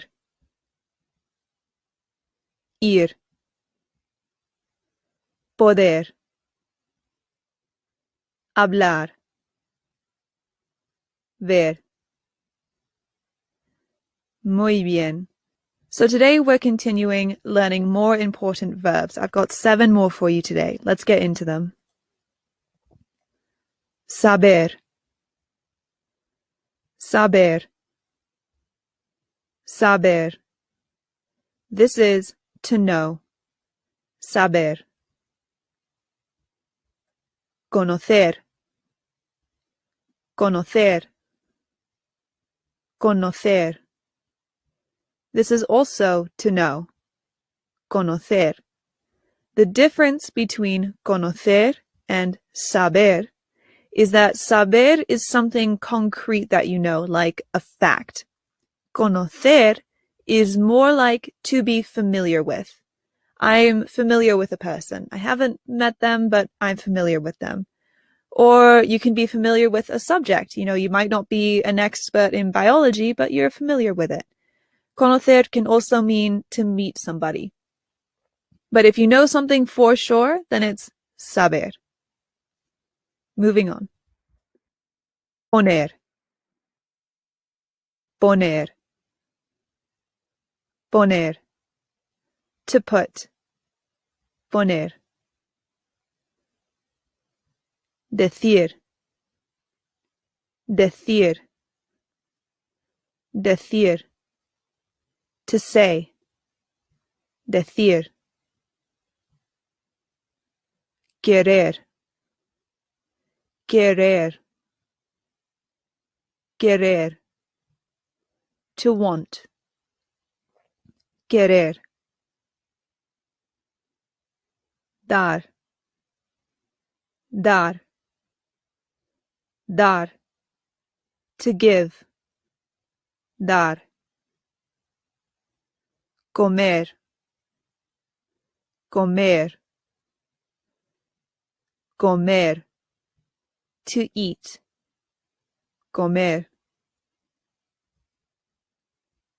All right, let's review how to conjugate AR verbs. Remember, this is just if they are regular. There are many irregular verbs in Spanish. But for the yo form, I, it's o, tú, has, él, ella, usted, a, nosotros, amos, vosotros, hais, ellos, ellas, ustedes, han. O, has, a, amos, hais, han. O, has, a, amos, hais, han. I know it's probably annoying to hear me say it over and over again, but I promise it's the best way to remember it. O, has, a, amos, hais, han. This is how we conjugate dar. Dar is irregular, but it's only irregular in the yo form. So it's not do, it's doy. Doy, das, da, damos, dais, dan. Yo doy, tú das, ella da, vosotros damos, vosotros dais, ustedes dan. Doy, das, da, damos, dais, dan. Now to the ER and IR verbs. Dar was our only AR verb. This is very similar, but the A changes to an E. O, es, e, hemos, eis, en. O, es, e, hemos, eis, en. O, es, e, hemos, eis, en. Muy bien. Let's look at some of the ER, IR words. Saber. Saber, like dar, is irregular. Yo sé. Yo sé. Tú sabes. Tú sabes. Él sabe.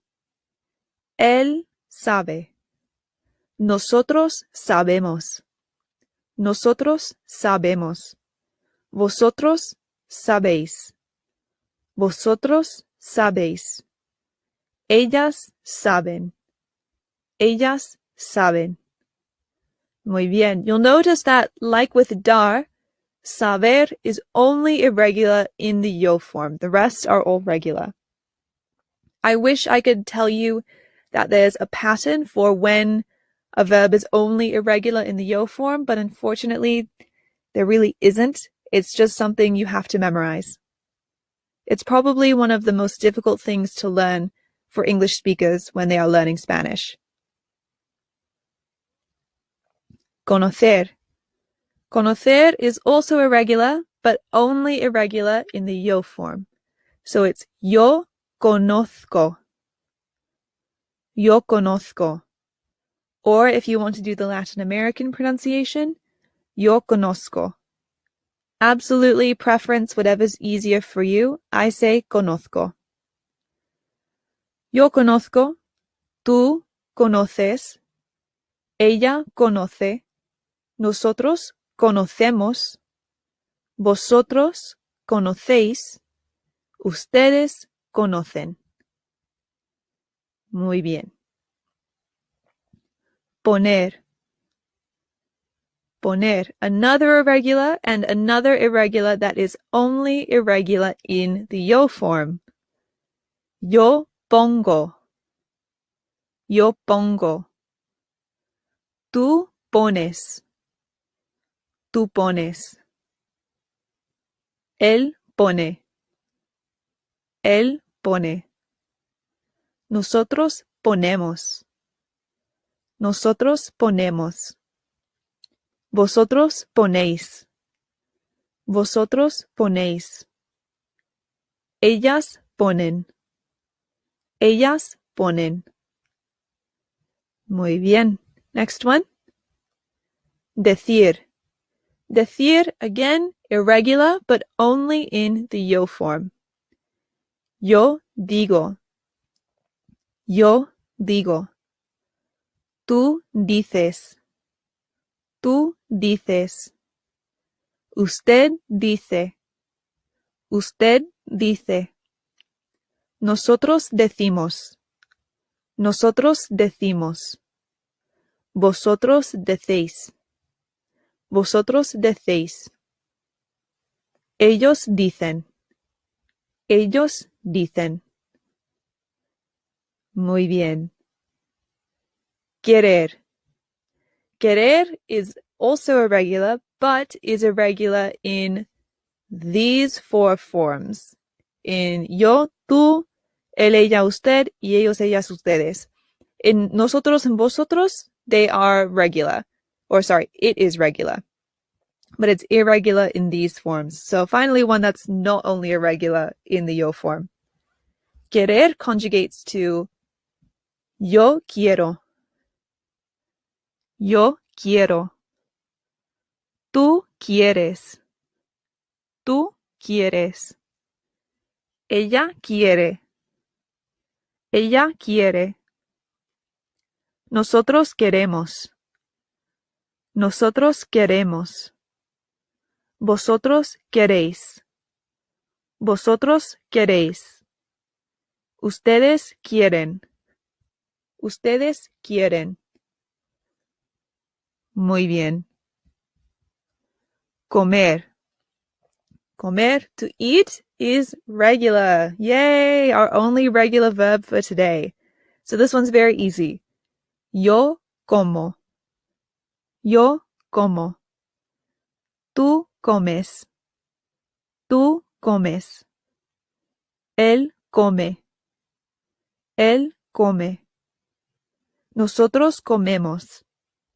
Nosotros comemos. Vosotros coméis.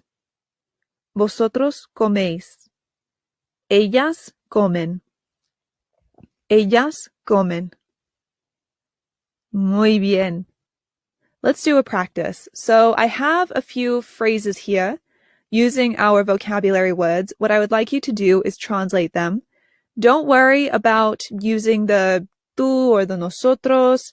You don't have to write it. You just have to write the conjugated word. For example, you wouldn't have to write tú dices. You could just write dices, because when you speak Spanish, you don't have to say the tú. By saying dices, the conjugation in the tú form, it already makes sense to the speaker which form you're using and to whom you're speaking. So don't worry about that here.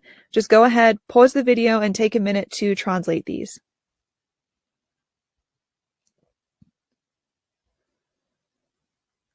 How did you do? Let's check it. I know. Yo sé. Okay, I know I just said that you don't have to worry about these, but generally, if you're just saying I know in Spanish, like, oh yeah, I know, everyone says yo sé. So this is one exception, but don't worry. If you just wrote sé, that's totally fine. It's acceptable. He says, dice. They want, quieren. You know, conoces. We eat, comemos. She gives, da. I put, pongo. Muy bien. Let's do another one. Same sort of thing. Go ahead and pause the video and write your translations. How did you do? Let's check it. They know, saben. Y'all say, decís. I want, quiero. We know, conocemos.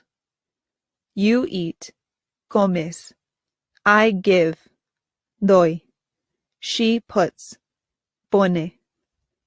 How did you do? If you got them all correct, great job.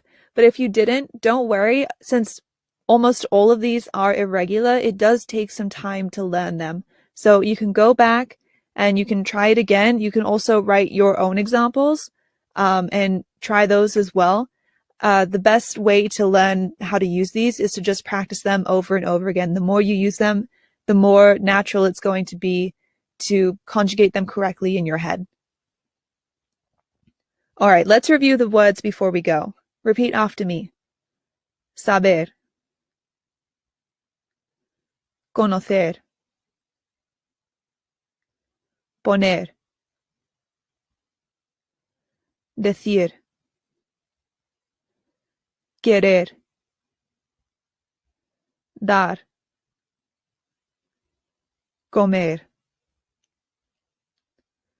Muy bien, felicidades, congratulations. You made it through another lesson. We have got so many more coming. You're going to learn a ton.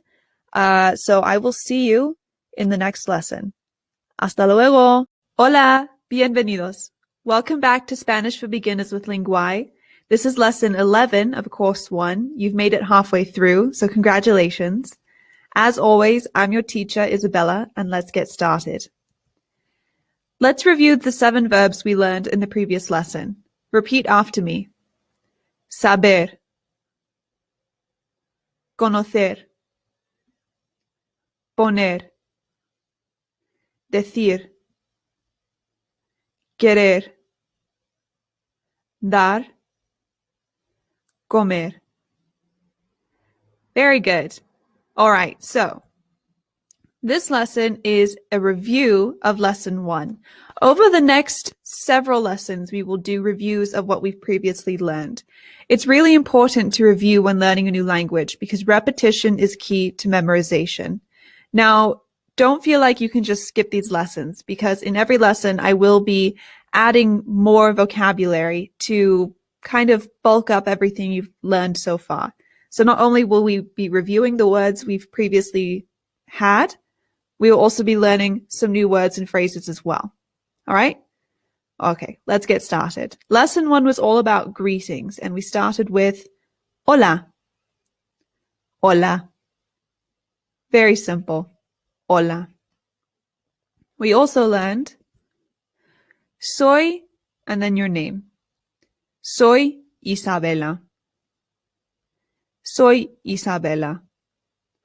Now, you can say, I am your name using soy. You can also use soy to say where you are from. And we do that by saying, soy de. Soy de, and then the country you're from.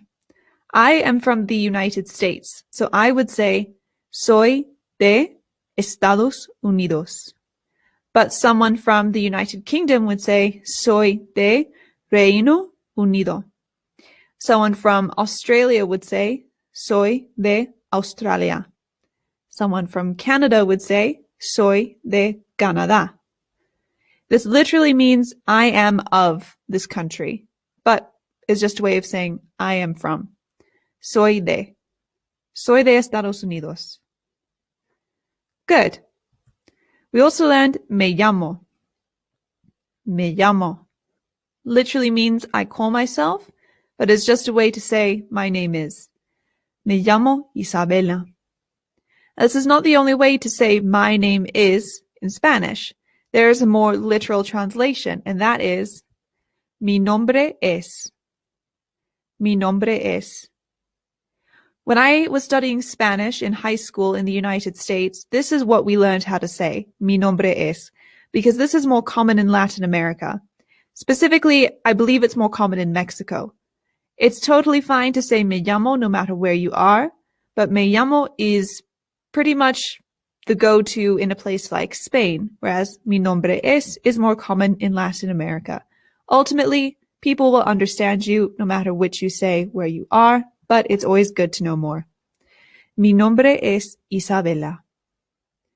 Mi nombre es Isabela. Next we have ¿Cómo te llamas? ¿Cómo te llamas? How do you call yourself, or what is your name? ¿Cómo te llamas? Like me llamo, there is a more literal translation for this question, which is ¿Cuál es tu nombre? ¿Cuál es tu nombre? This is a very formal way of asking someone's name. It's okay to use this no matter where you are, and if you're not sure which you can use. Spaniards are very casual and are totally fine just saying ¿Cómo te llamas? With anyone you meet, mostly anyone you meet. And Latin Americans can be a little bit more formal. So you're more likely to hear this in Latin America. Either way, both are correct. ¿Cuál es tu nombre? Good. We also have mucho gusto. We already learned this. Nice to meet you. Mucho gusto. Nice to meet you. Mucho gusto. Another way to say nice to meet you is a very simple one word. Encantado. Encantado. If you are a man, you will always say encantado. But if you are a woman like me, you always say encantada. If I meet another woman, I say encantada. If I meet a man, I say encantada. It doesn't change. It only changes based on your own gender. If you are a woman, you use encantada. If you are a man, you use encantado. Always. All right, let's do a practice. I will be black, you be red. Okay, and we are going to Do the same practice as we did in the first lesson, but we're going to use the new words and phrases that we just learned, okay? Hola. ¿Cuál es tu nombre? Mi nombre es Isabela. Encantada. Alrighty, let's see how you did. Is this what you said? If not, go ahead and rewind and practice again. If it is, great job. Let's move on. We learned how to say good morning, good evening, and good night, and there are no other ways to say those, so we can review these quickly. Buenos días. Good morning. Buenos días. Buenas tardes. Buenas tardes. Good afternoon. Buenas tardes. Buenas noches. Good evening or good night. Buenas noches. We also learned how to say, how are you? ¿Cómo estás? ¿Cómo estás? Very simple. ¿Cómo estás? Now that we have conjugated, does this make more sense? I hope so. ¿Cómo estás? Now there's another way to greet someone and ask how they are, and that is, ¿qué tal? ¿Qué tal? This is a more informal way of asking someone how they are. This is how we might say what's up in English. There are a few ways to say what's up in Spanish. There's ¿qué pasa?, which is also quite common. You might have heard that before. But ¿qué tal?, particularly in Spain where I live, is used everywhere all the time. ¿Qué tal? Now, if someone says ¿qué tal?, a good way to respond is by saying bien. ¿Y tú? You might remember that before we learned to say estoy bien. And that's still correct. But if we are speaking very casually, we can just say bien. Just a good. Bien. ¿Y tú? I'm good. You? Let's practice that. Hola, buenas tardes. ¿Qué tal? Bien, gracias. Simple, no? Very good. All right, we already learned how to say goodbye. Adios. Adios. Adios. Goodbye. And see you later is hasta luego. Hasta luego. Just like in English, those are pretty much the two main ways to say goodbye. There really isn't much else to say when saying goodbye to someone, so I don't really have more vocabulary to teach you there. So these are our new vocabulary words and phrases for this lesson. Let's review them. Soy de. Mi nombre es. ¿Cuál es tu nombre?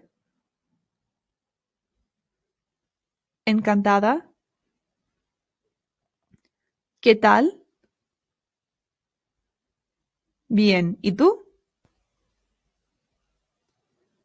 Alrighty, felicidades. Simple lesson, no? This is what we will be doing for the next several lessons. So in the next lesson, we will review lesson 2 and add some extra vocabulary words and phrases to that as well. I will see you in the next lesson. Adios! Hola, bienvenidos. Welcome back to Spanish for Beginners with Linguae. This is lesson 12 of course 1. I'm your teacher, Isabella, and let's get started. First, let's review the phrases that we learned in the previous lesson, which was a review of lesson 1. Repeat after me. Soy de. Mi nombre es. ¿Cuál es tu nombre? Encantado. ¿Qué tal? Bien. ¿Y tú? All right, very good. Today, as I told you last week, is a review of lesson 2. It's much like our previous review, but this week I only have one new word for you, but it's an important word. It's a really good one to know if you plan on going to any cafes or restaurants or anything like that. So let's get into it. So this lesson was all about manners. I pretty much taught you all the words for manners already, so we can go through these rather quickly. Por favor. Por favor. This is please. Por favor. Good. Muchas gracias. Muchas gracias. Thank you very much. Muchas gracias. Or just gracias. Thank you. Gracias. Excellent. De nada. De nada. You're welcome. De nada. Excellent. Lo siento. Lo siento. I'm sorry. Lo siento. Disculpe. Disculpe. Excuse me. Disculpe. Perdón. Perdón. Excuse me or I'm sorry. Perdón. Con permiso. Con permiso. Pardon me or excuse me. Now, I taught you the differences between these four apologies in our previous lesson, in lesson 2. Do you remember the differences? Do you remember when to use each word appropriately? Yes, no? Well, I'm going to test it. I'm not going to remind you what the differences are because we have already learned that. And we're going to just jump right into the quiz. Prueba. So you are walking down the street and accidentally bump into a stranger. You say, Perdón. Perdón. Perdón is a good word to use when apologizing for something very small. But remember that perdón and lo siento can be interchangeable. Next, you are having a conversation with someone and want to interject. You say,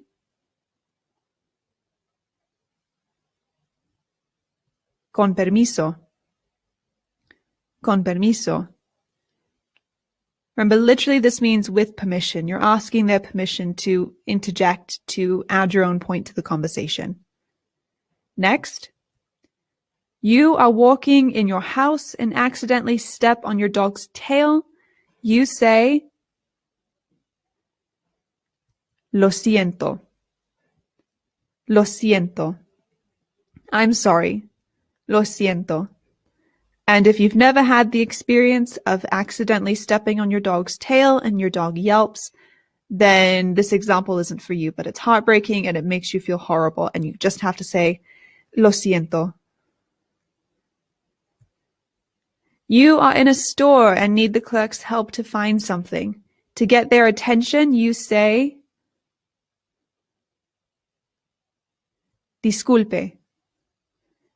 Disculpe. Remember, we're being polite here, so it's no hoy or ven aquí. Just a simple disculpe. Excuse me. Excuse me. Disculpe. Good.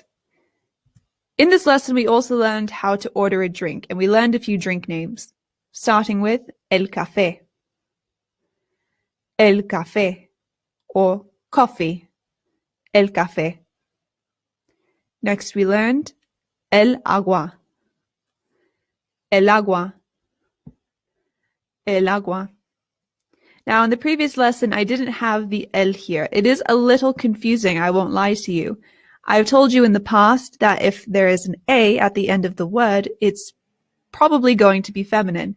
And while that's true 98% of the time, this is one of the few occasions where it's not true. Agua is actually a masculine word. El agua. Why is it masculine? I have no idea. And I've asked Spanish speakers this question and they also have no idea. It just is. El agua. Water. La cerveza. La cerveza.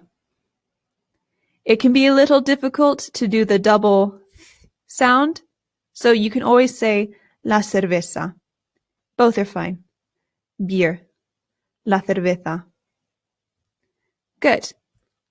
I taught you this expression. Me pone un agua, me pone una cerveza. This means, can you bring me? But there's another way to order in Spanish. There are several ways to order in Spanish. But one of the more common ways, especially when ordering a drink, is to say tomo. This literally means I take. The infinitive, the full verb, is tomar. And you remember our conjugations? O, as, a, amos, ais, an. Tomar, the verb to take, becomes tomo. I take. Or a better translation would be I'll take. I'll take a coffee. Tomo un café. I'll take a beer. Tomo una cerveza. Make sense? Yeah? Let's practice. We are in a restaurant. You are the customer. I am the waitress. I need you to call me over and ask for something. Let's start. Sí. Sí, claro. De nada. How did you do? If I spoke a little fast, go ahead and try again. But here are the answers. Say it with me. Disculpe. ¿Sí? Tomo un agua. Tomo una cerveza. Tomo un café, por favor. Sí, claro. Gracias. De nada. For the record, claro is just a way of saying, of course. Yes, of course. Sí, claro. Okay, good. Here's our review for today. Very simple. Tomo. Tomo. Good. You will see this word pop up a lot when it comes to going out for drinks. It's always tomar algo, to get something, very, very common. So you'll see this more when we get more into ordering and food in later lessons. All right, that's it for the review of lesson 2. I hope it was useful to you. I hope that you have a better idea of all of the apologies, and I hope that a lot of this is starting to make more sense and starting to connect. In the next lesson, we will review lesson 3. You see the pattern here. We won't review every single lesson so far. Some will be combined, some will be skipped, but next week will be the review for lesson 3. Until then, hasta luego! Hola, bienvenidos. Welcome back to Spanish for Beginners with Lingwai. This is lesson 13 of course 1. I'm your teacher, Isabella, and let's get started. In the last lesson, we only learned one new word, which is tomo. Good. This lesson is quite simple. It's a review of lesson 3. In lesson 3, we learned how to count from 1 to 100 in Spanish. Today, we will review all of the numbers between 1 and 100. And not only that, I will also teach you how to count to 1,000. But don't worry, it's not as scary as it sounds. Once you understand the patterns, it's quite simple. Ready? Let's get counting. 0 to 9 is cero, uno, dos, tres, cuatro, cinco, seis, siete, ocho, nueve. 10 to 19. 10, 11, 12, 13, 14, 15, 16, 17, 18, 19. 20 to 29. 20, 21, 22, 23, 24, 25, 26, 27, 28, 29. 30 to 39. 30, 31, 32, 33, 34, 35, 36, 37, 38, 39. 40 to 49. 40, 41, 42, 43, 44, 45, 46, 47, 48, 49. 50 to 59. 50, 51, 52, 53, 54, 55, 56, 57, 58, 59. 60 to 69. 60, 61, 62, 63, 64, 65, 66, 67, 68, 69. 70 to 79. 70, 71, 72, 73, 74, 75, 76, 77, 78, 79. 80 to 89. 80, 81, 82, 83, 84, 85, 86, 87, 88, 89. 90 to 100.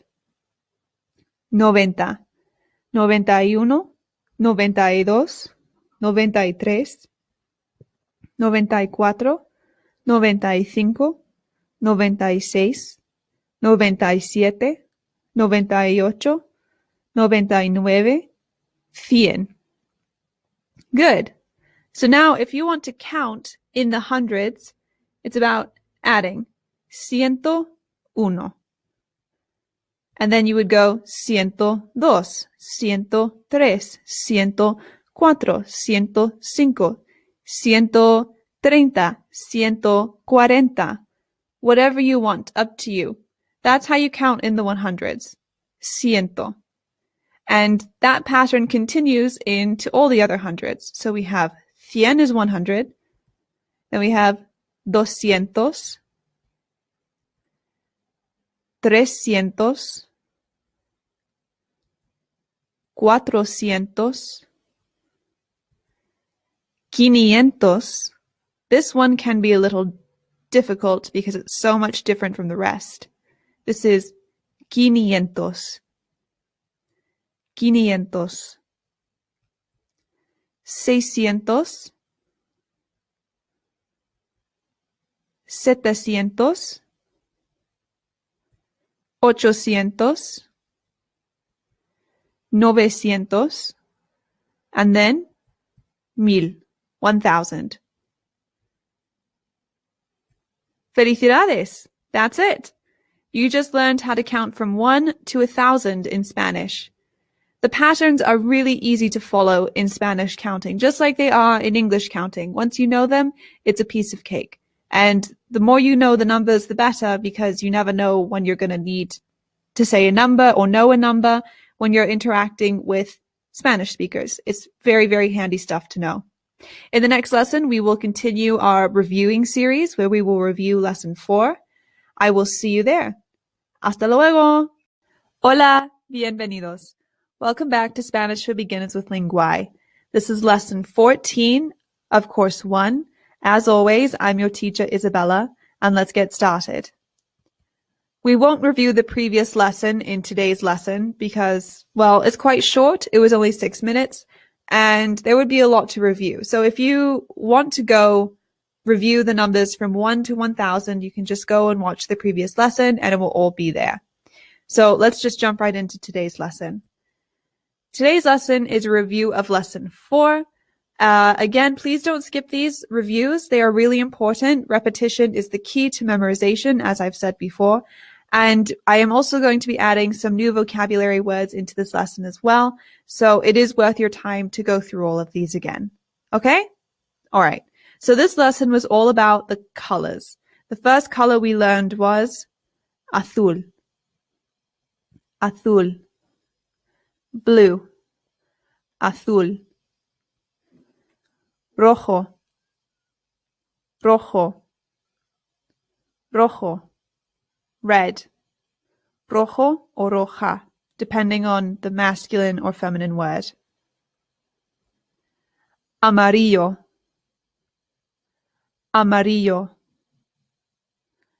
Amarillo. Yellow. Amarillo. Or amarilla, if the word is feminine. Verde. Verde. Verde. Green. Verde. Marrón. Marrón. Marrón. Brown. Marrón. Morado. Morado. Morado. Purple. Morado. Or morada, if the word is feminine. Next we have rosa and rosado. Rosa. Rosa. Rosado. Rosado. Rosa is if the word is feminine, and rosado is if the word is masculine. And both of these are pink. Then we have negro. Negro. Negro.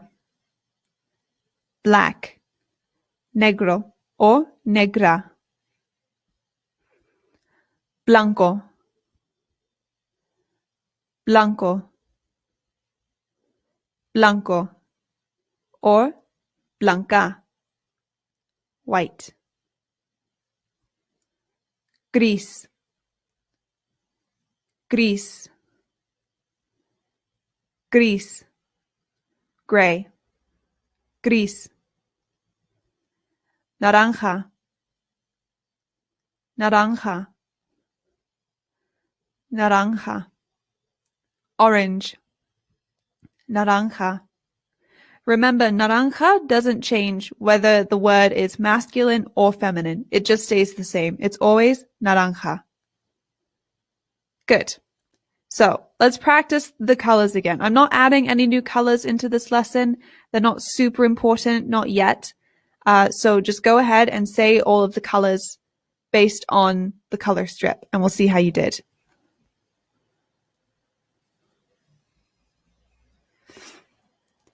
Did you get them all right? Azul, rojo, amarillo, verde, marrón, morado, rosa, rosado, negro, blanco, gris, naranja. Alrighty. In the last lesson, we paired these words with some nouns. We still have those nouns like la mesa, la mesa, la mesa, table, la mesa.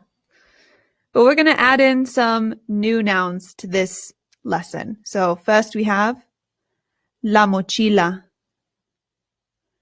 la mochila, la mochila. This is the word for backpack, la mochila. La silla, la silla, la silla. This is the word for chair, la silla. Our next new word, la cama, la cama, la cama. This is the word for bed, la cama. La bolsa, la bolsa, la bolsa. This is the word for bag, la bolsa. Our next new word is el sofá. El sofá. El sofá. Do you remember how agua was a masculine word even though it ended with an A? Sofá is the same, and it's not pronounced the same as in English. In English, we put the stress on the O and we say sofa. But in Spanish, the stress goes on the A, and we know that because of the accent right here. So it becomes el sofá. El sofá. Very good. Next we have el libro. El libro. El libro. Book. El libro. Our next new word is el papel. El papel. El papel. This is the word for paper. El papel. Next we have el espejo. El espejo. El espejo. This is the word for mirror. El espejo. Then we have la puerta. La puerta. La puerta. This is the word for door. La puerta. El bolígrafo. El bolígrafo. El bolígrafo. This is the word for pen. I remember our word for a is un or una. Alrighty, let's do a practice. This is just like the practice in the previous lesson, but I've changed the words to match our new vocabulary words. So go ahead and match masculine and feminine words with the colors. Pause the video and then we'll see how you did.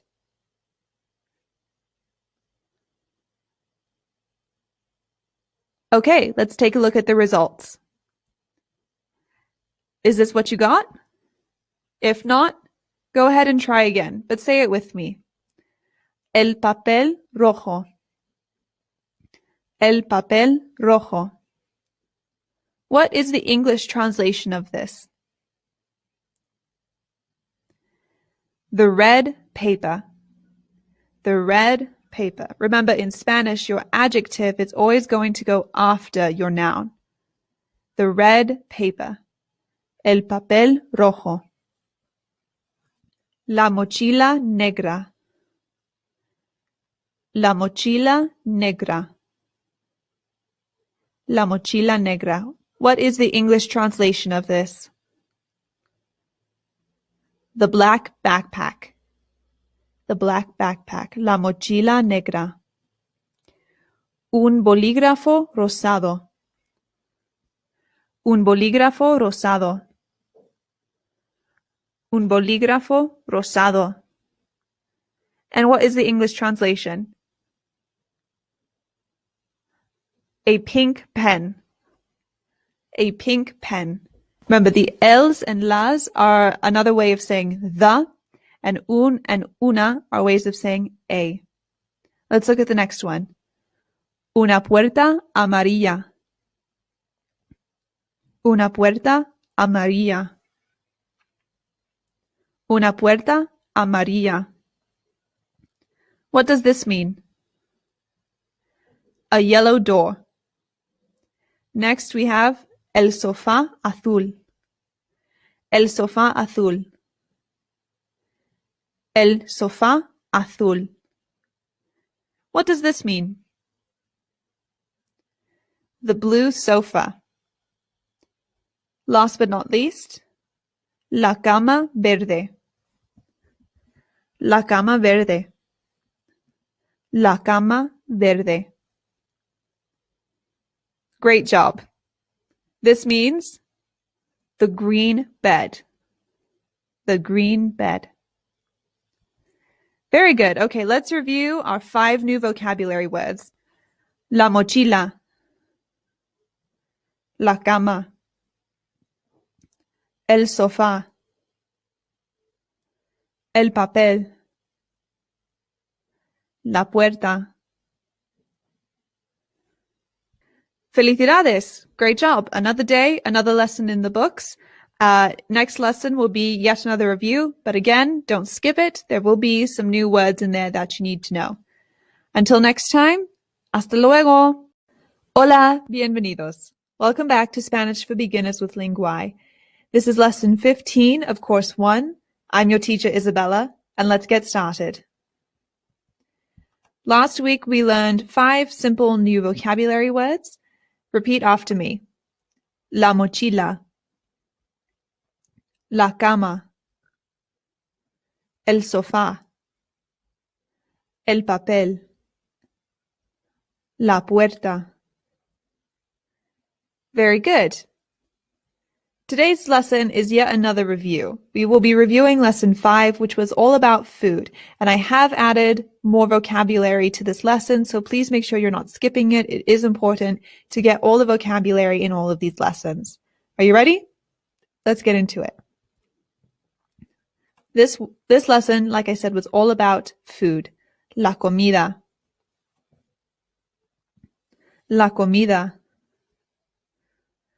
La comida. El pan. El pan. El pan. Bread. El pan.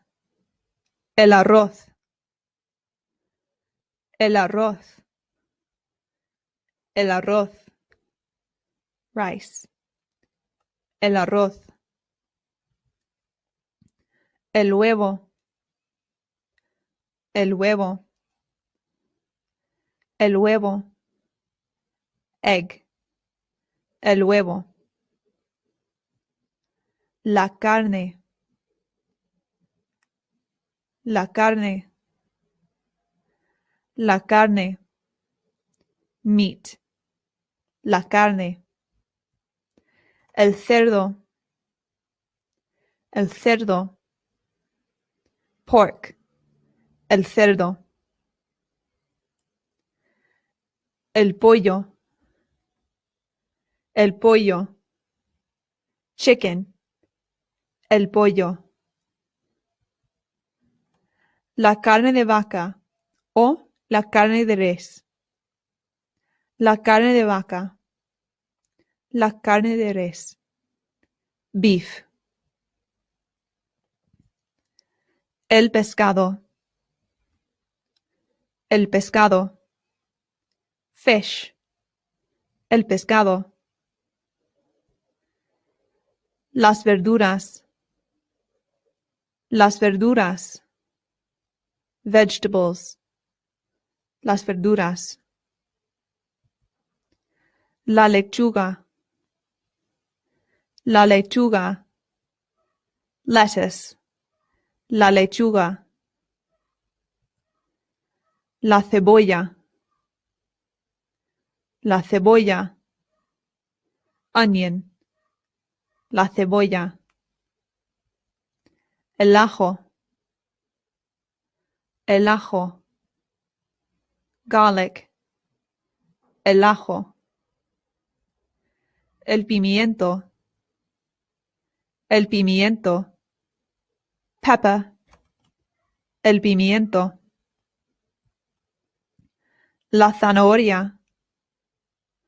La zanahoria. Carrot. La zanahoria. El tomate. El tomate. El tomate. Tomato. Las frutas. Las frutas. Fruit. Las frutas. La manzana.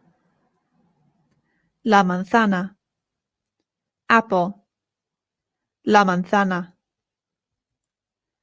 El plátano. El plátano. Banana. El plátano. La piña. La piña. Pineapple. La piña. La fresa. La fresa. Strawberry. La fresa. La uva. La uva. Grape. La uva. La bebida. La bebida. Drink. La bebida. La leche. La leche. Milk. La leche. El té. El té. Tea. El té. Azúcar. Azúcar. Sugar. Azúcar. Miel. Miel. Honey. Miel. Los cubiertos. This is our new vocabulary. Los cubiertos. This is the word for cutlery. Los cubiertos. First we have el tenedor. El tenedor. El tenedor. Fork. El tenedor. El cuchillo. El cuchillo. El cuchillo. Knife. El cuchillo. La cuchara. La cuchara. La cuchara. Spoon. La cuchara. El plato. El plato. El plato. Plate or dish. El plato. This is used in the same way in English. When you use the word dish, it can mean an actual plate or it can mean a meal. Like, what dish are you having tonight? What dish are you serving? It works the same way in Spanish. They'll use the word plato. El bol. El bol. El bol. Bowl. El bol. Quiero. Quiero. Quiero. I want. Quiero. Does this make more sense now that we've learned conjugations? It should. Quiero. Now we have a new verb. Necesitar. Necesitar. To need. How do you think this would be conjugated? This is not an irregular verb. It is regular, so it will follow the o, as, a, amos, ais, an. So if we want to say I need, it would be necesito. If it would be you need, you say necesitas. Follow me? If you wrote the conjugation charts like I suggested, this would be very easy. It's a regular verb, o, as, a, amos, ais, an. Very easy to conjugate in the present tense. And lastly, we have con, a word we already learned. With. Con. All right. Let's do some practice. This is the same practice as last time, but I did add our necesito right here. And add a dish. Necesito, una, whatever. Go ahead and pause the video and fill in the blanks and try different combinations.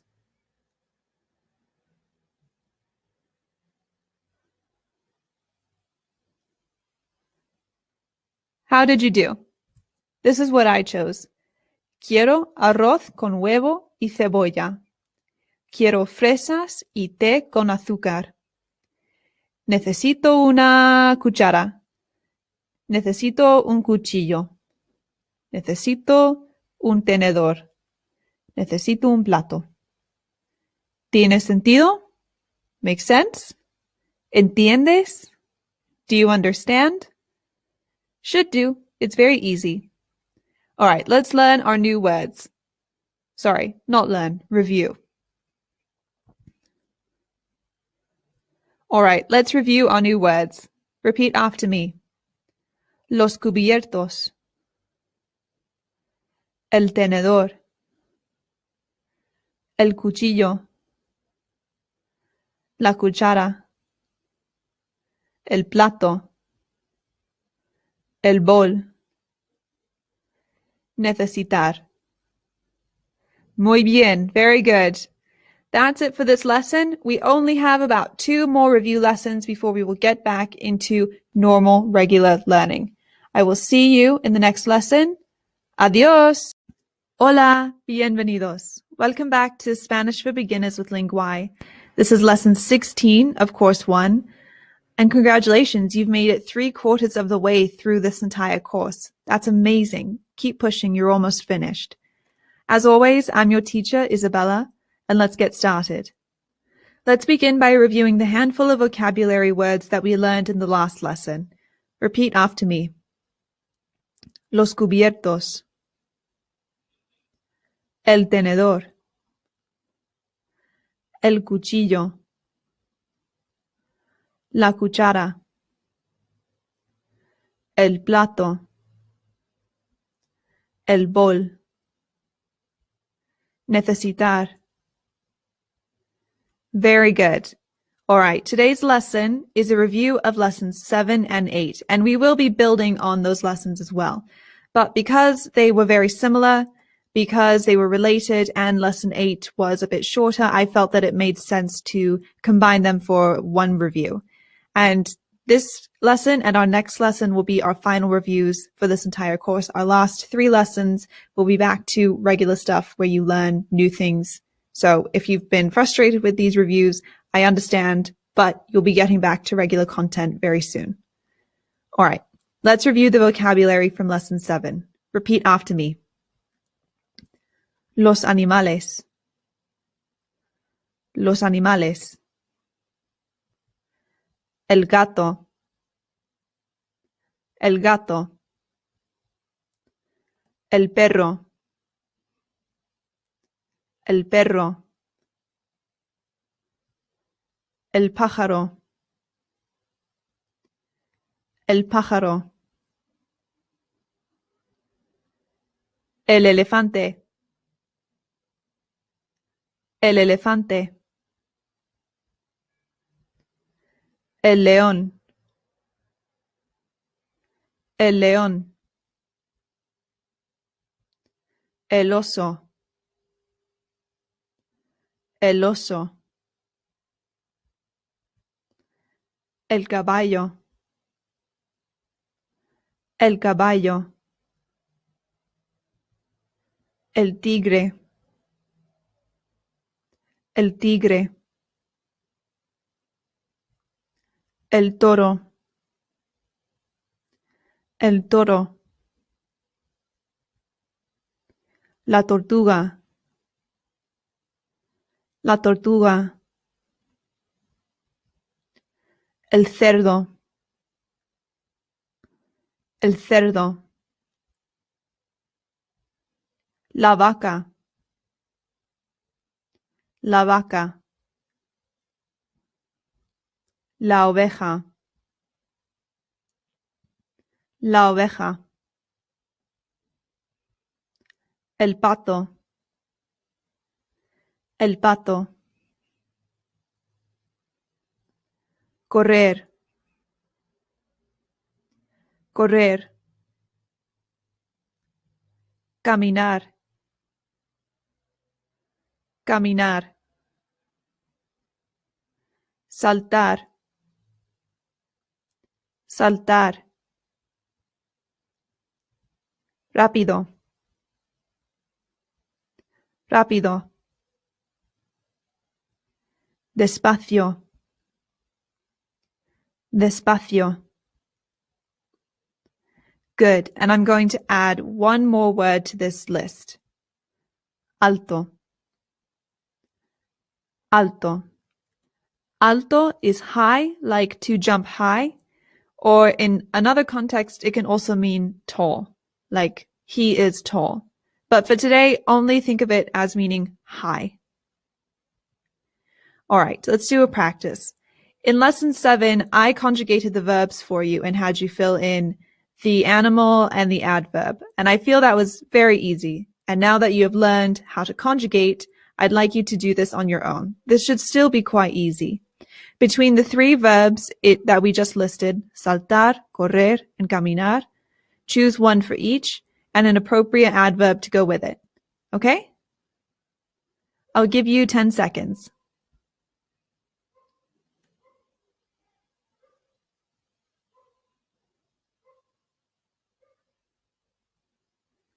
Sorry if you can hear the dog barking. Let's check how you did. El caballo corre rápido. El cerdo camina despacio. El tigre salta alto. Did your responses look something like this?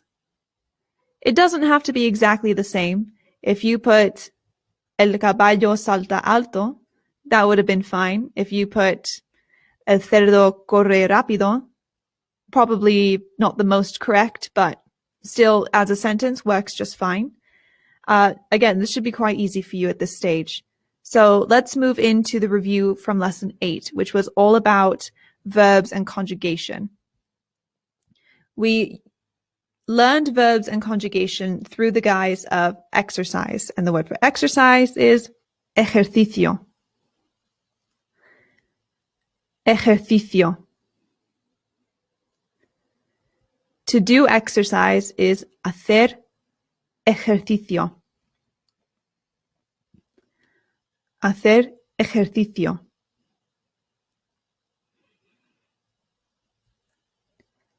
Nadar. Nadar. Bailar. Bailar. Montar en bicicleta. Montar en bicicleta. Jugar. Jugar. Sudar. Sudar. Me gusta or no me gusta. Today I'm adding something. If you notice this N here, we add this when we use something in the plural. So if you want to say, I don't like horses, you would say, no me gustan los caballos, right? If it's singular, it's me gusta. If it's plural, it's me gustan, or no me gustan, or no me gusta. But gusta, singular, gustan, plural. And it works just the same for me encanta. Me encanta. Me encantan is plural, and me encanta is singular. Quite simple. Let's do a quick practice. So we have gustan, gusta, encantan. Fill in the missing words with either an animal or a verb.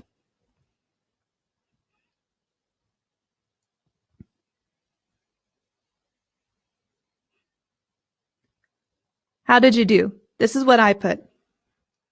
Me gustan los elefantes. You have to have the los here.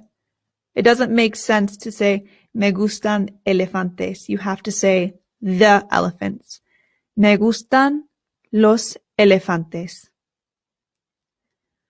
No me gusta sudar.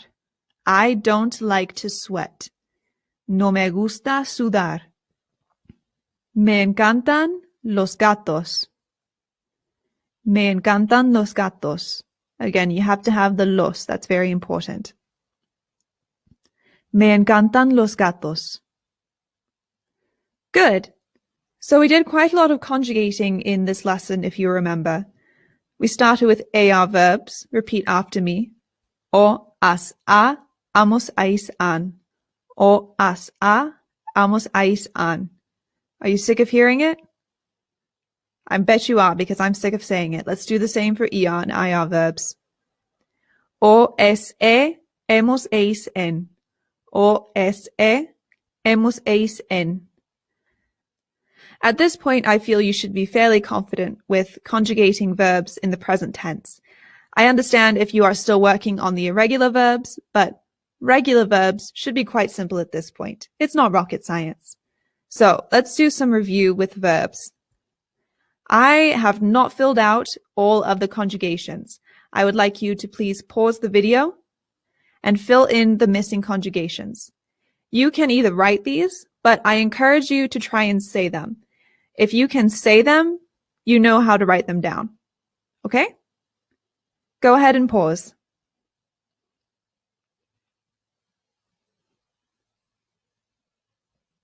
How did you do? Let's check. Repeat after me. Yo camino.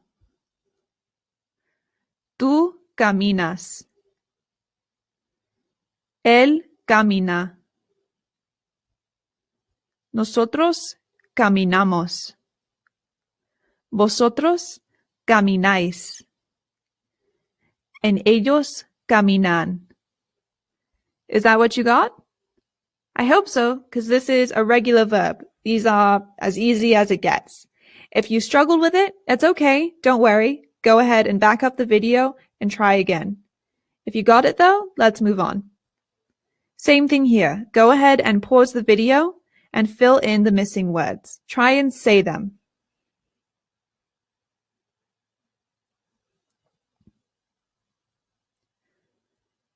How did you do? Let's take a look. We have yo salto. Tú saltas. Él salta. Nosotros saltamos. Vosotros saltáis. Y ellos saltan. Is this what you got? Alrighty, let's go to the next one. Nadar. Go ahead and pause the video and fill in the missing words.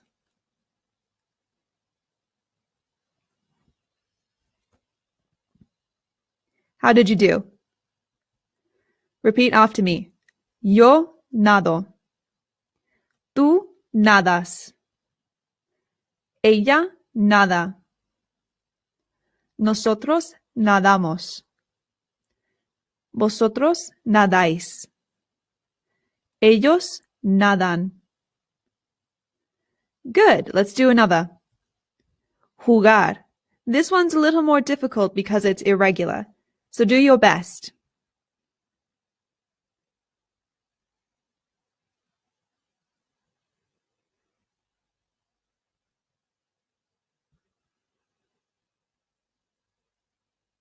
Let's see how you did. Yo juego. Tú juegas. Él juega. Nosotros jugamos. Vosotros jugáis. Ellas juegan. Remember, with this word, nosotros and vosotros are not irregular. These two conjugate normally, but it's the other four that become irregular. Irregulars can be difficult to learn, so if they are difficult for you, don't worry. It just takes time, practice, and repetition. You'll get it. Don't worry. Let's do correr. Go ahead and pause the video.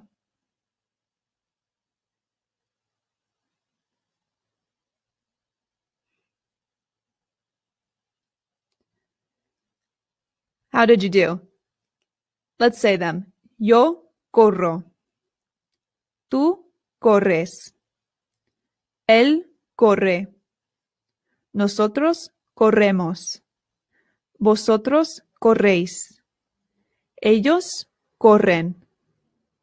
Is that what you got? Hopefully. It is a regular verb. All right. Last one. This is irregular. And if you have a difficult time with this one, if you get it wrong, again, don't worry. These take time and practice to get right. Go ahead and pause the video and give it a try.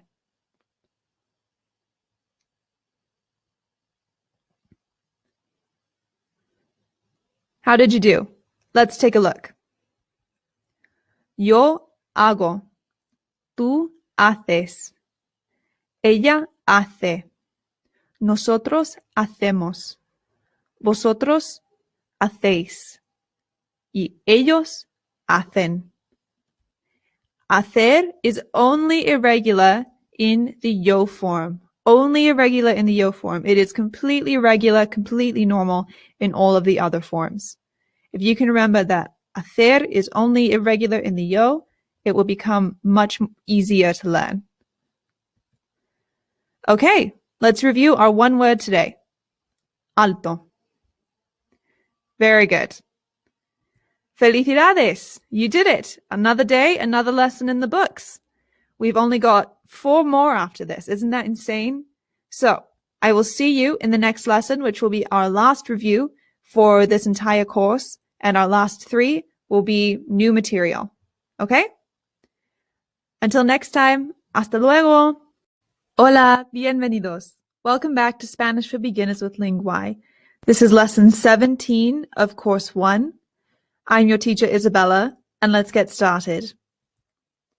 Let's start by reviewing all this vocabulary from the last lesson. It's a lot, so let's take the time to say it all right, okay?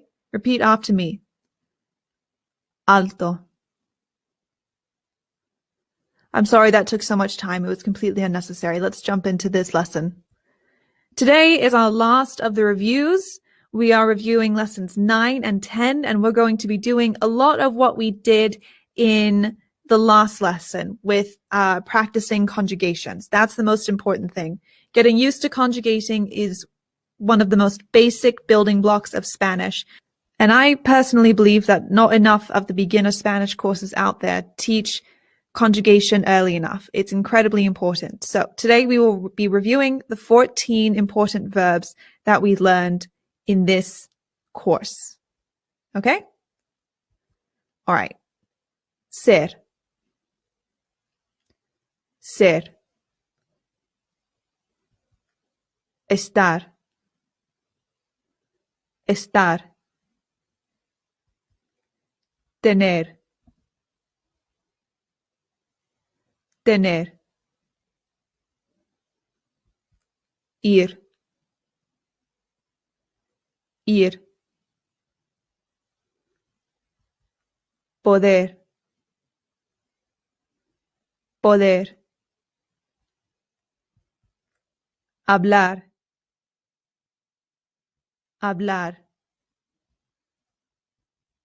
Ver. Ver.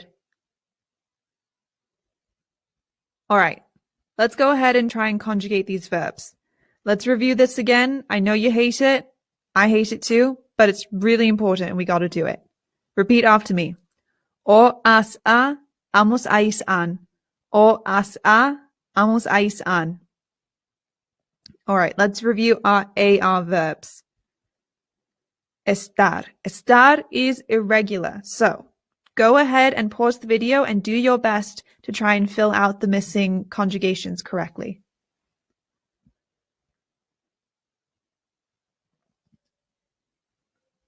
How'd you do? Let's see.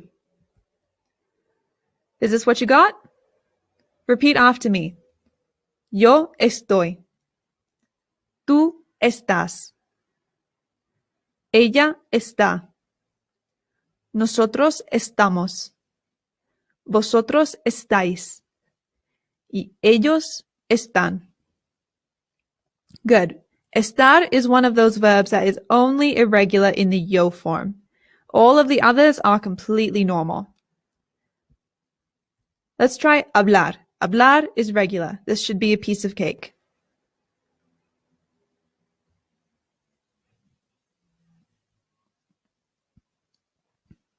How'd you do?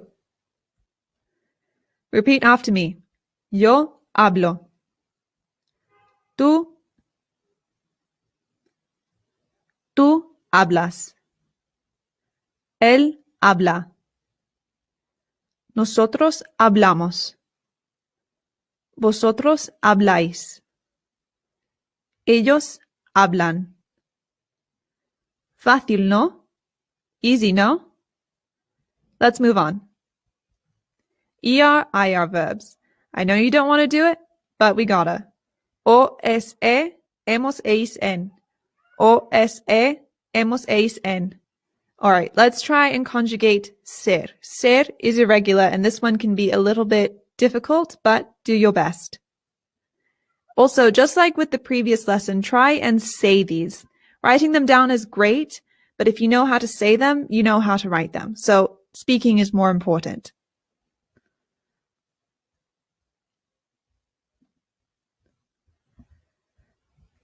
How'd you do? Let's check. Repeat after me. Yo soy. Tú eres. Él es. Nosotros somos. Vosotros sois. Ellos son. Let's try tener.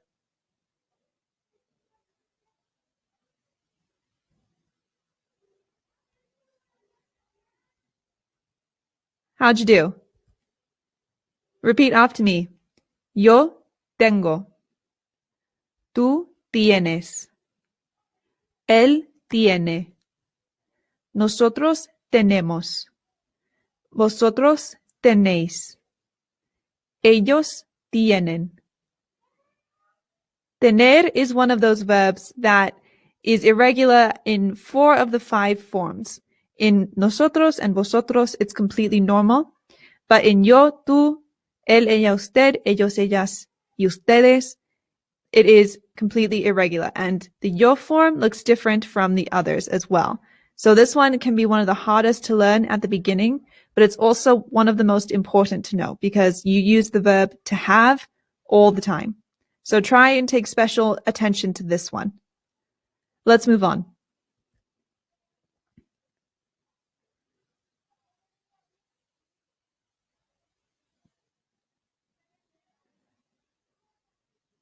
How'd you do? This one is very irregular, but of the irregular ones is probably one of the easier ones to learn. Repeat after me. Yo voy. Tú vas. Él va. Nosotros vamos. Vosotros vais. Ellos van. Good.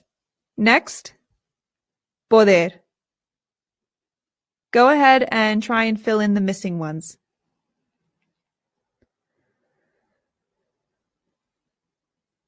How did you do? Repeat after me. Yo puedo. Tú puedes. Él puede. Nosotros podemos. Vosotros podéis. Ellas pueden. Good. Last one for this section.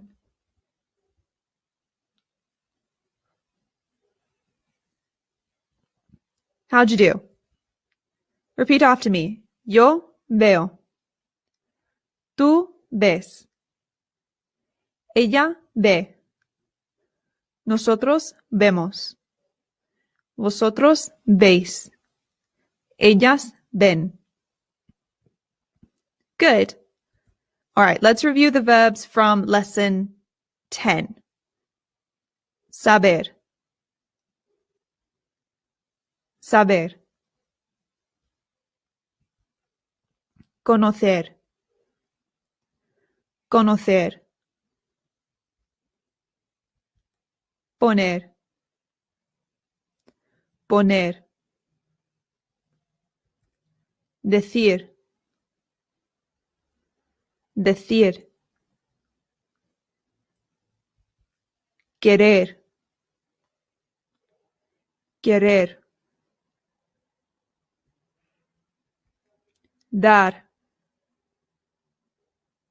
Dar. Comer. Comer. All right, let's go ahead and conjugate these ones. I won't make you do the o, asa, hemos, and all that stuff again. So go ahead and fill in the missing conjugations here.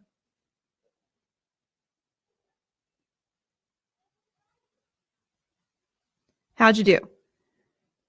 Dar, again, is one of the ones that is only irregular in the yo form. So it's yo doy.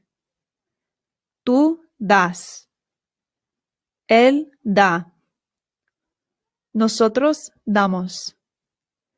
Vosotros dais. Ellos dan. Good. Next one. Saber.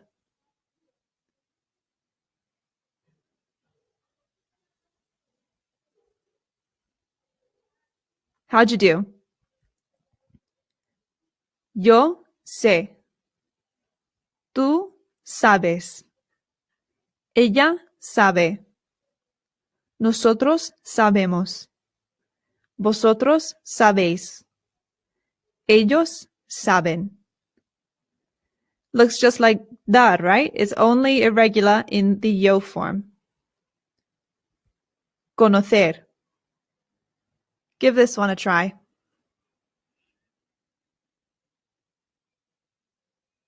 How'd you do?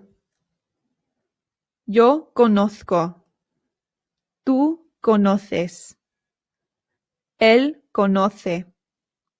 Nosotros conocemos. Vosotros conocéis. Ellas conocen. Good. Next one. Poner.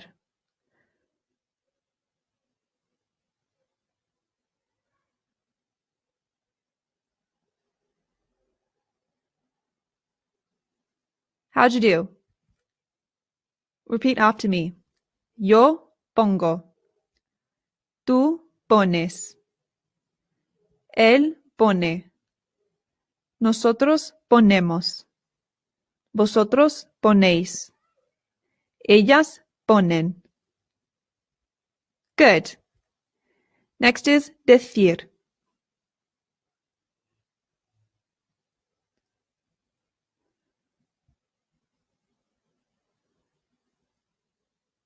How did you do? Decir conjugates to yo digo. Tú dices. Él dice. Nosotros decemos. Vosotros decéis. Y ellos dicen.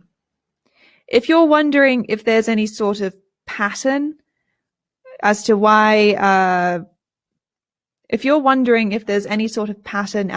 some verbs are like this, only irregular in the yo form, and others are irregular in these four, unfortunately, there isn't much of a pattern. A lot of this just comes down to memorization and getting used to saying these words in a specific way. Eventually, it will feel completely natural to say digo.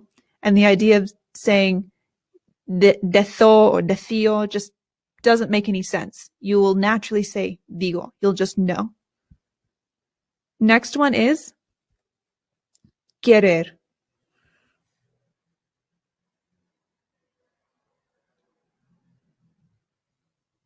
How was this one for you? Yo quiero. Tú quieres. Él quiere. Nosotros queremos. Vosotros queréis. Ellos quieren. Very good. Comer. A regular one, finally.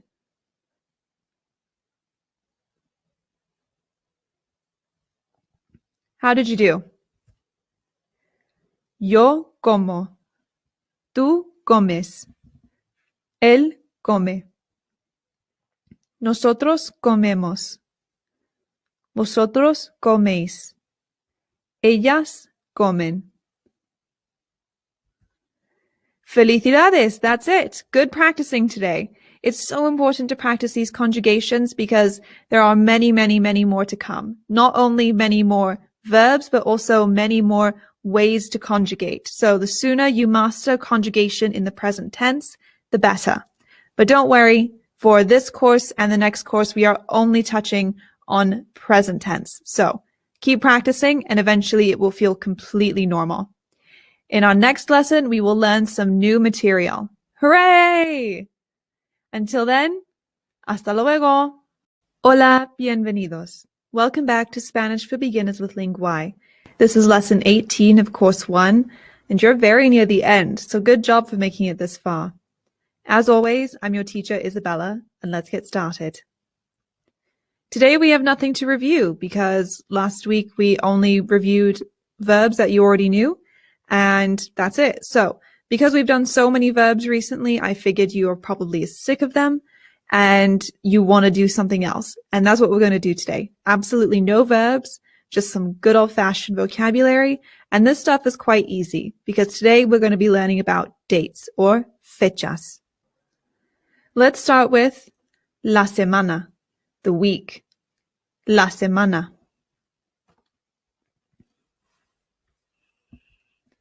Lunes. Lunes. Lunes. Monday. Lunes. Martes. Martes. Martes. Tuesday. Martes. Miércoles. Miércoles. Miércoles. Wednesday. Miércoles. Jueves. Jueves. Jueves. Thursday. Jueves. Viernes. Viernes. Viernes. Friday. Viernes.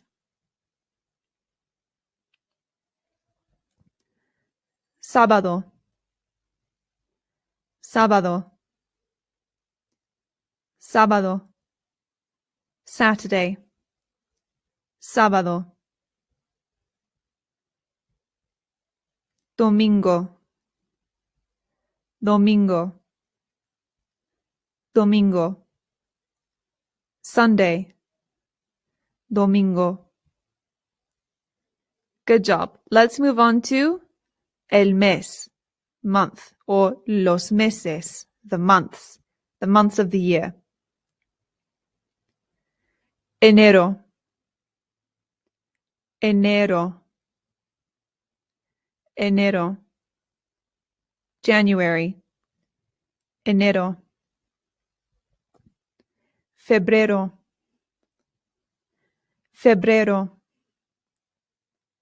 Febrero. February. Febrero.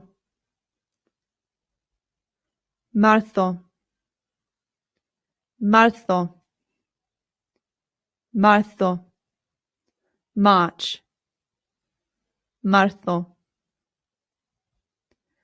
Abril. Abril.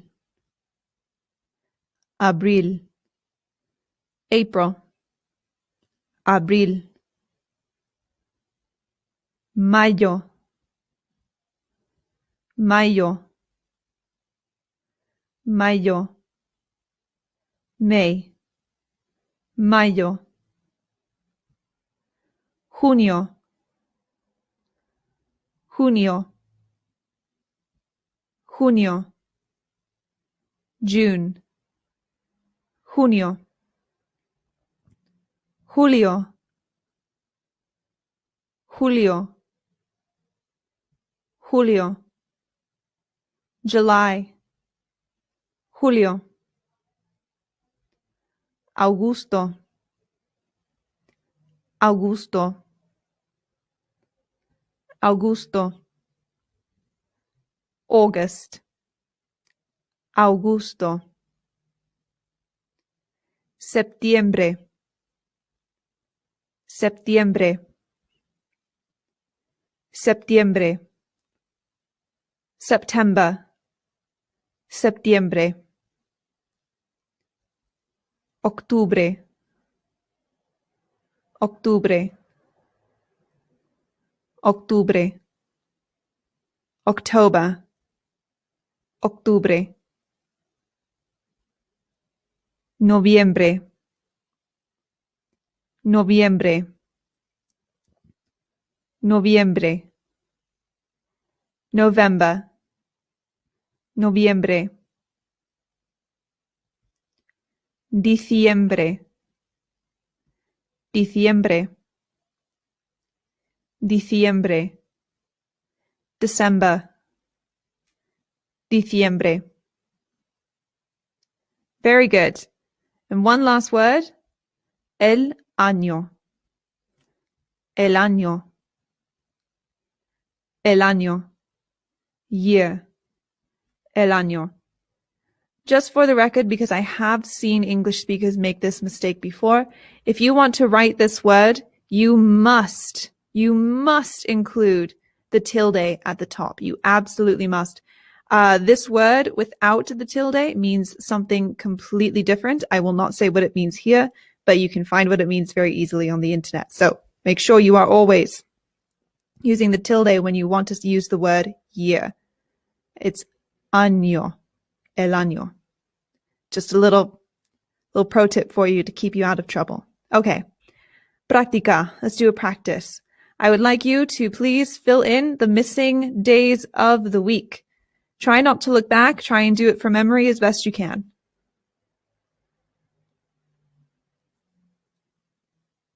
How did you do? Did you get all of them? Repeat after me. Lunes, martes, miércoles, jueves, viernes, sábado, domingo. Good. Let's continue and do the months. Fill in the missing months. Try not to look back.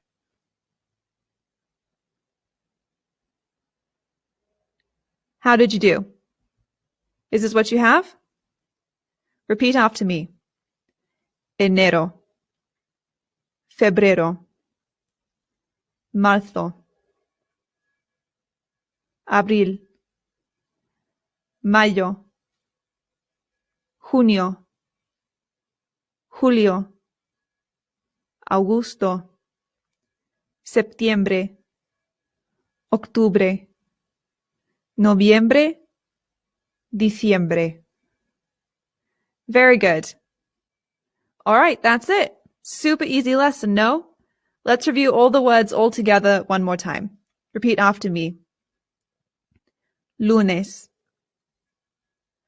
martes, miércoles, jueves, viernes, sábado, domingo, enero, febrero, marzo, abril,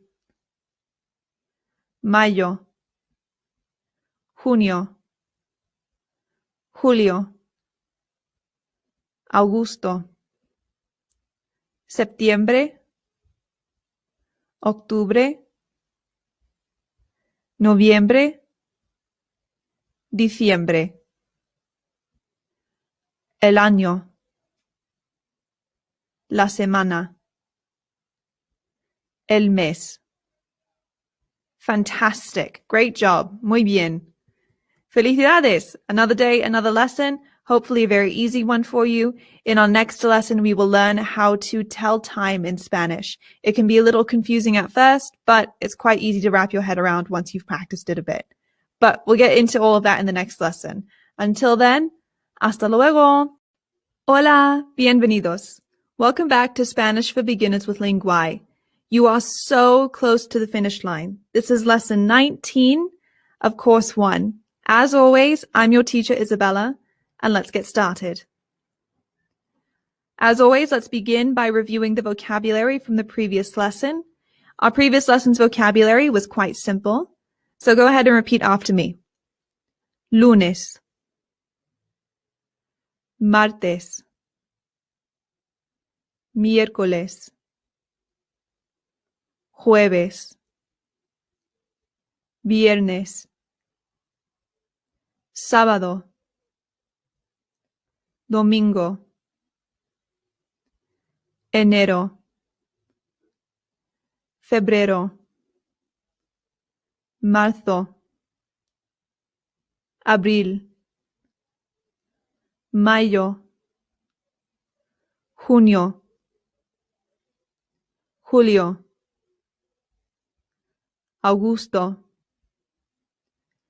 septiembre, octubre, noviembre, diciembre. El año, la semana, el mes. Muy bien. So today is all about time. We're going to learn how to tell time. Our most important question for this lesson is, ¿qué hora es? ¿Qué hora es? Means, what time is it? Actually, literally, it means, what hour is it? But obviously, we don't say that in English. ¿Qué hora es? ¿Qué hora es? ¿Qué hora es? ¿Sabes? ¿Sabes la hora? Do you know the time? ¿Qué hora es? What time is it? Let's learn how to say the times in English. Not English. What have we been doing this whole time? Spanish. My goodness. Bring your brain to class, Isabella. Es la una. Es la una. This means it's 1 o'clock. Es la una. Son las dos. Son las dos. It's 2 o'clock.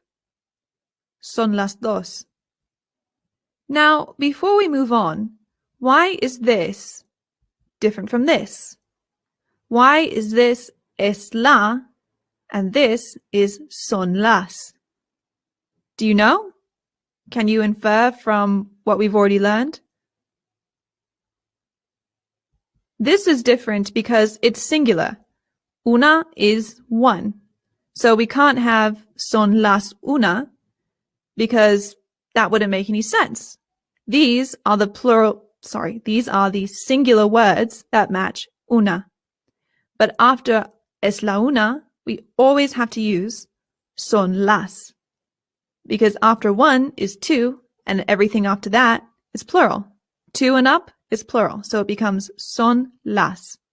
Son las dos. It's 2 o'clock. Son las dos. Son las tres.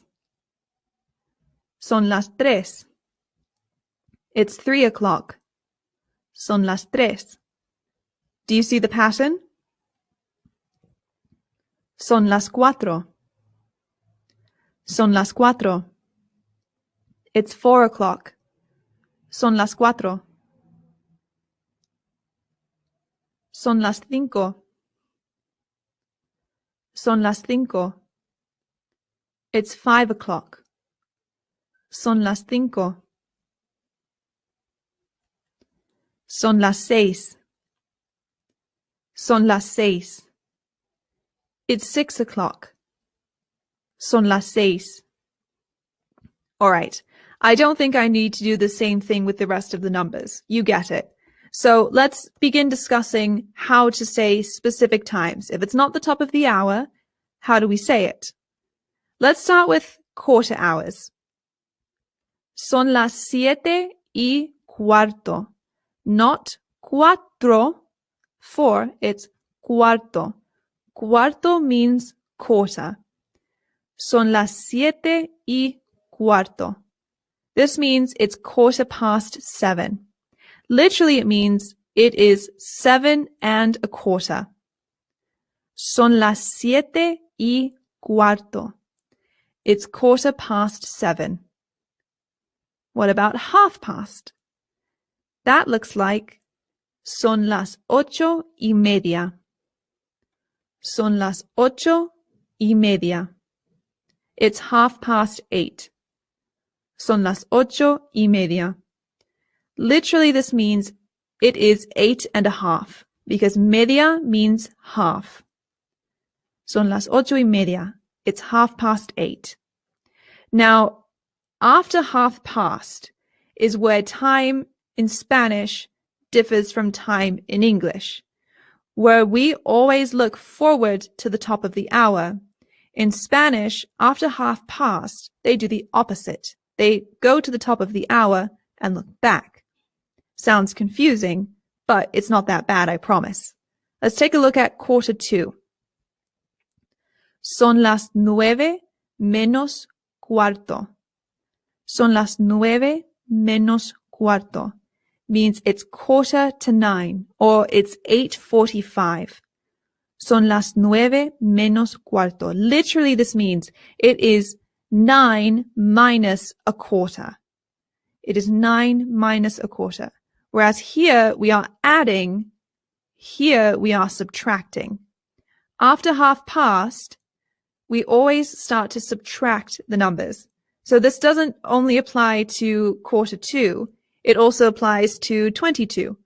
If it were 8:40, 20 minutes to 9, in Spanish, it would be son las 9 menos 20. Literally, it is 9 minus 20. A little confusing, I know. Don't worry. After we've done this whole lesson, feel free to go back and watch it again. At first, it can be a little difficult to wrap your head around, but after some practice, it does get easier. Let's practice a little bit more. Son las 10:20. It's 10:20, or it's 20 past 10. Son las 10:20. We're adding here, which is why we have the E, the and. Son las 10:20. Son las 11 menos 5. Son las 11 menos 5. It's 10:55, or 5 to 11. Son las 11 menos 5. All right, let's do some practice. I know this is a little bit difficult. I'm going to show you a series of clocks, and I want you to tell me ¿qué hora es? ¿Qué hora es? What time is it? ¿Qué hora es? Son las 3. Son las 3. And this one? ¿Qué hora es? ¿Qué hora es? Son las 7:15. Son las 7:15. And this one? ¿Qué hora es?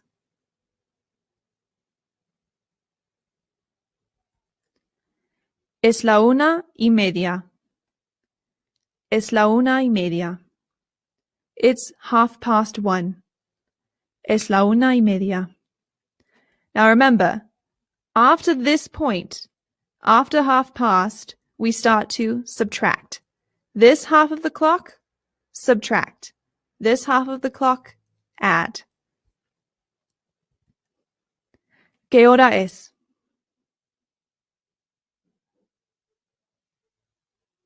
Son las 5 menos cuarto. Son las 5 menos cuarto. Remember, we subtract. It's almost 5 o'clock. It's 4:45. So, 5 o'clock minus a quarter.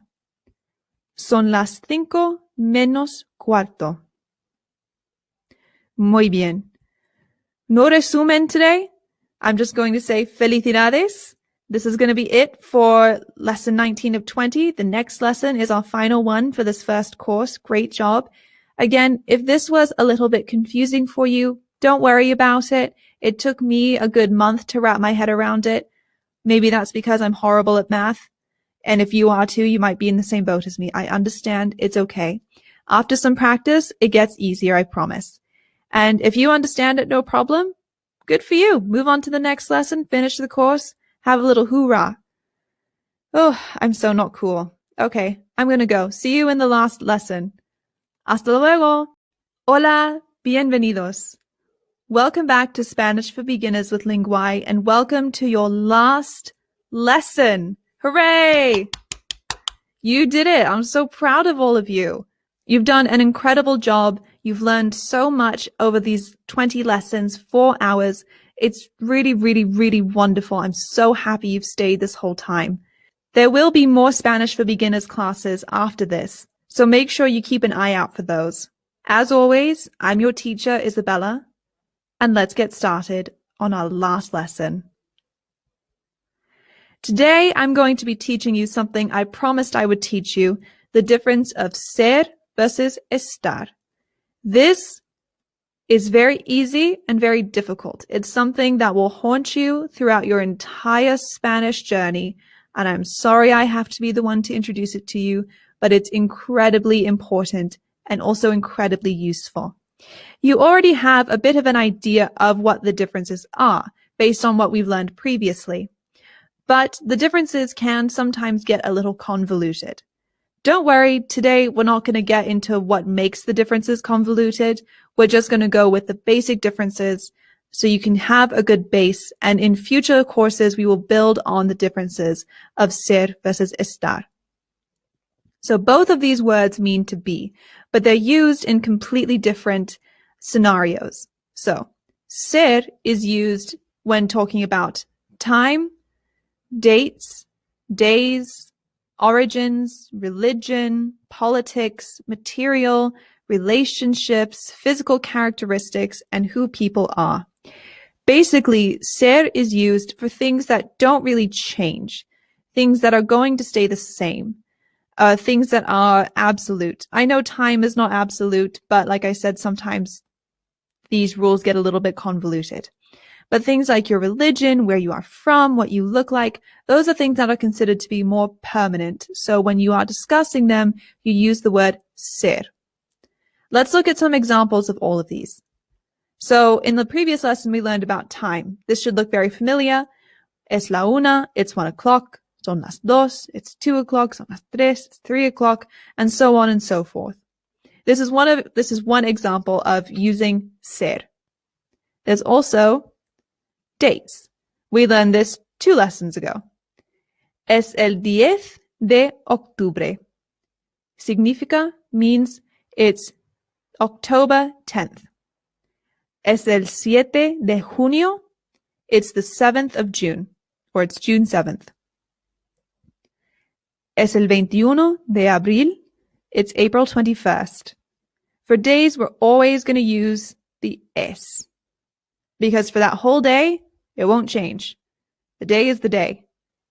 Es lunes. It's Monday. Es jueves. It's Thursday. Es domingo. It's Sunday. Then there's origin. We've seen this before in one of our reviews, where we say, soy de. I'm from. Soy de Estados Unidos. Soy de Canadá. Soy de el Reino Unido. Soy de Australia. Soy de España. Soy de México. Wherever you're from, it's always going to be soy de. If you want to ask somebody where they're from, you say, ¿de dónde eres? Where are you from? ¿De dónde eres? If you say, ¿de dónde es? ¿De dónde es? That is, where is he or she from? Ella es de, she is from, or él es de, he is from. Somos de, we are from. You should remember how to conjugate ser, so all of these should make perfect sense. Where you are from is always going to use ser. Religion. Él es judío. Él es judío. He is Jewish. Something that won't change, something that is concrete. Él es judío. He is Jewish. Eres cristiano. You are Christian. Eres cristiano. Soy musulmana. Soy musulmana. I am Muslim. Soy musulmana. Ella es atea. Ella es atea. She is atheist. Ella es atea. Always remember that when it comes to these sorts of words, you need to match the ending to the gender. So if we say eres cristiano, the O indicates that the person we're talking to is a man. Él, he, es judío. But if it were ella, it would change to ella es judía. Same down here. Ella es atea.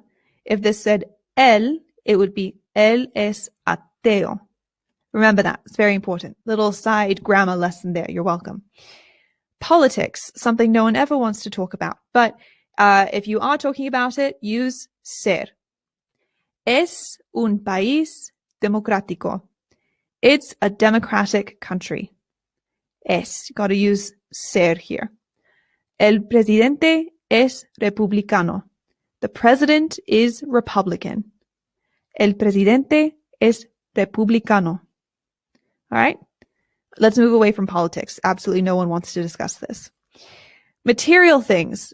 Whenever you're discussing what material something is made out of, you're also going to use ser. I know this is vocabulary that we didn't touch on, so don't worry about learning this. We'll touch on it later in other beginner courses, but again, this is to give you a base of with ser and estar. So, la camisa es de algodón, means the shirt is cotton. The shirt is made from cotton. Literally, this means the shirt is of cotton, but the shirt is cotton. The shirt is made of cotton. Whatever tickles your fancy. Relationships, not just romantic ones. Mostly we use this for, romantic ones, but also familiar relationships. So, ella es mi madre. She is my mother. Ella es mi madre. Él es el amigo de mi hermano. He is my brother's friend, or he is the friend of my brother. Both are correct. Él es el amigo de mi hermano. Got to use the S for relationships. Ser. Super important. Moving on. Physical characteristics. Things about you that don't really change. Ella es alta. Remember we saw this for high also means tall. She is tall. Somos cortos. We are short. Soy rubia. I'm blonde. These are things that won't change about us. Well, they can, but they are more concrete. They're not flitting around so much. Soy rubia. Somos cortos. Ella es alta. She is tall. We are short. I'm blonde. Physical characteristics always use ser. Now, who people are, your personality, is always going to use ser. So if I say soy tímida, that means I'm shy. That's something that's not likely to change about me. It's more concrete. It's more absolute. Soy tímida.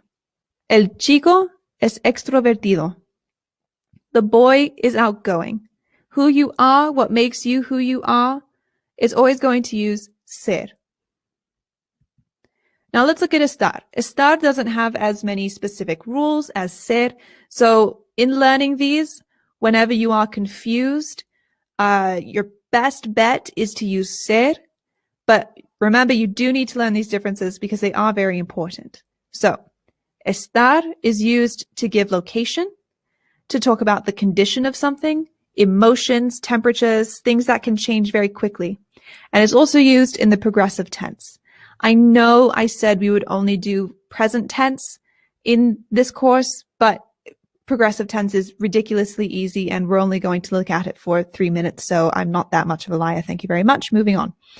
For location, Barcelona está en España. Barcelona is in Spain. Location. You might think, well, that's not going to change, so shouldn't it be ser? No. And again, the rules kind of get a little convoluted, but if you know that estar is always used with location, it doesn't really matter what the rules technically say. Barcelona está en España. Barcelona is in Spain. Estoy en la tienda. I am at the store. Estoy en la tienda. Mi madre está en casa. My mother is at home. Mi madre está en casa. Location is always estar. Moving on to conditions. Estoy feliz. I'm happy. I feel happy right now. Ella está triste. She's sad. Ella está triste. It's not going to last, but right now she's sad. Ella está triste. So it's not only for emotions, it's also for, could be temperature. So we can say, La comida está fría. The food is cold. It doesn't have to stay that way. You can throw it in the microwave or throw it on the stove. But right now, la comida está fría. The food is cold. Progressive tenses. Very easy. To make something progressive is to add, in English would be adding the ing to a word. In Spanish, all you do is add ando if it is an AR verb, or yendo if it is an IR or ER verb. So, estoy caminando. I am walking. Ellos están saltando. They are jumping. Mi padre está corriendo. My father is running. Let's practice. First, we're just doing these in English. So, when you are talking about condition, you use which one? When you are talking about physical characteristics, you use? When you are talking about dates, you use? And finally, when you are talking about location, you use? Did you get them right? Talking about condition is estar. Physical characteristics is ser. Dates, ser. And location, estar. Good. Now, a slightly more difficult practice. I would like you to pause the video, look at these sentences, and fill out the correct form of ser and estar. It's not enough to just write ser and estar in infinitives. You must also conjugate them. Conjugations here are very easy.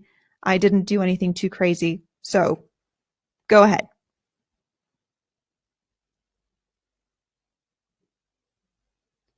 How did you do? Let's check it out.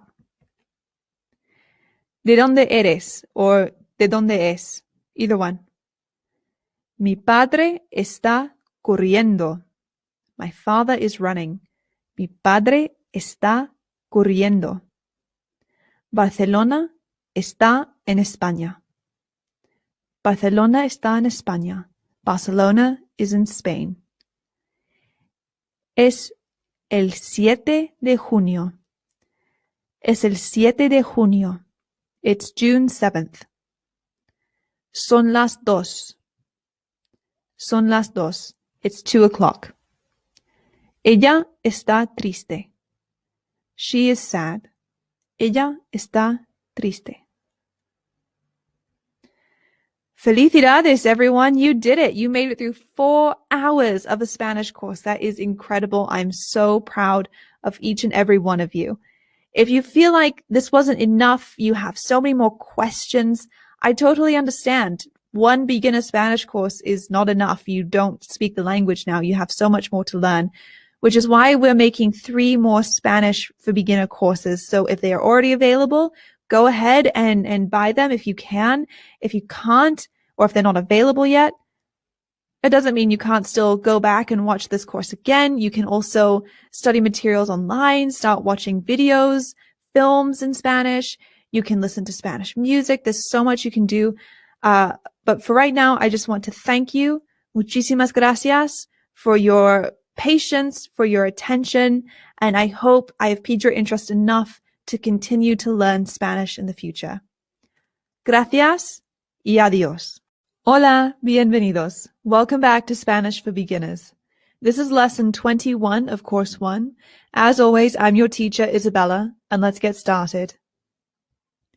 In the previous lesson, we learned the difference between ser and estar, and I want to essentially review that lesson again because this is such an important thing to learn when you are starting off with Spanish. This is unlike anything that we have in English. We don't separate the two B's. So the more you practice this, the better. Let's review the differences.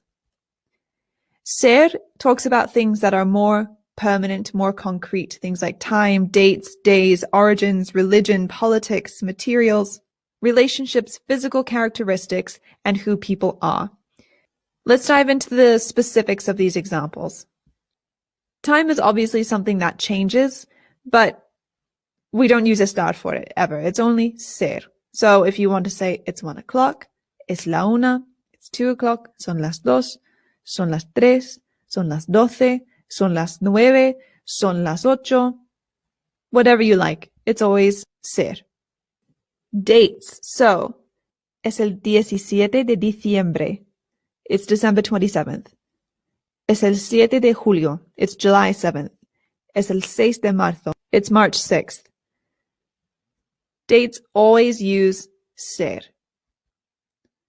Days as well. So, es martes, es sábado, es viernes, es lunes, es miércoles, whatever. The days, you're always going to use ser. Origin. So where you're from, where something is from, where someone else is from, always is going to use ser as well. So, soy de means I'm from. Soy de Estados Unidos. Soy de España. Soy de Inglaterra. Soy de Tailandia. Wherever. To ask where someone else is from, you can say, ¿de dónde eres? Where are you from? ¿De dónde eres? To ask where he or she is from is ¿de dónde es? And to explain that, you would say, ella es de, she is from, or él es de, he is from. Somos de is we are from. If you remember how to conjugate ser, this is a very good example of different ways to use it for one type of question, one type of answer. On to religion. So, religion is something that in your life probably doesn't change, is very concrete.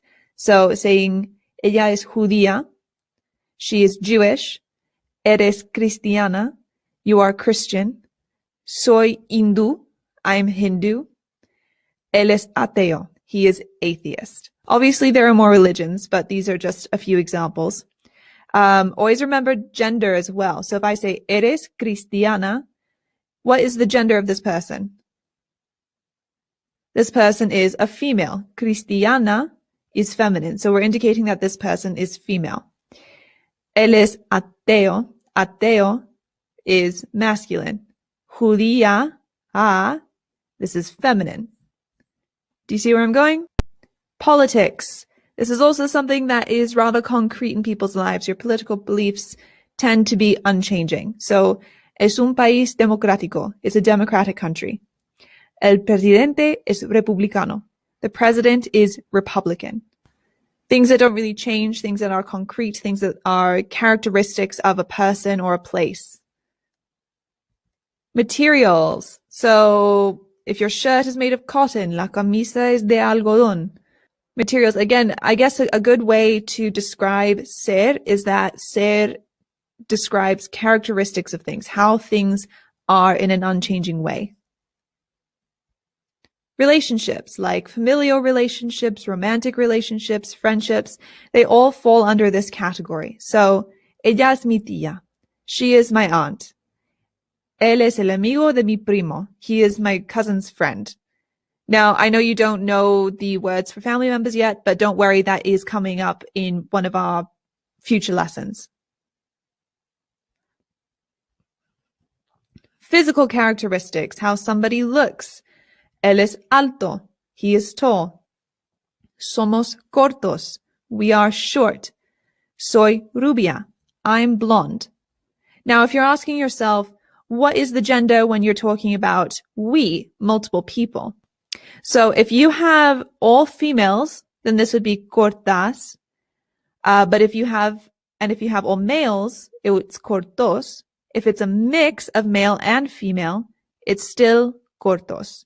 Even if it's 10 females and 1 male, that male there would change this to cortos. So saying somos cortos doesn't indicate specifically what the gender of those people are unless it's cortas. If we say cortas, then we know for sure it's all female. But if it's cortos, we don't know for sure if it's all male or if it's a mix of male and female. Just something to keep in mind as you build your Spanish knowledge. Who people are. So what you're like, what your personality is like. Soy tímida. I'm shy. I'm a shy person. El chico es extrovertido.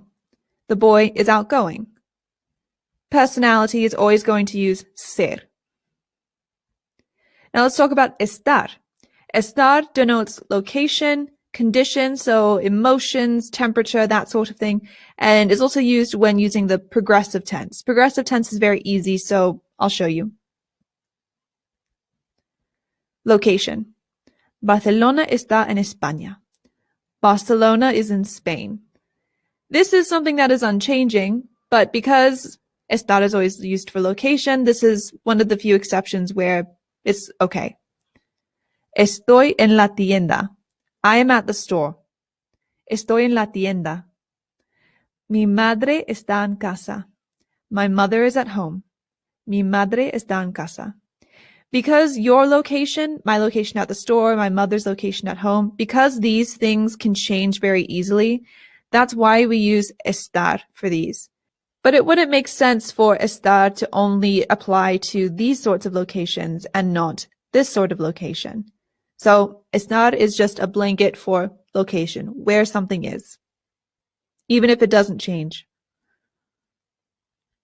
Conditions.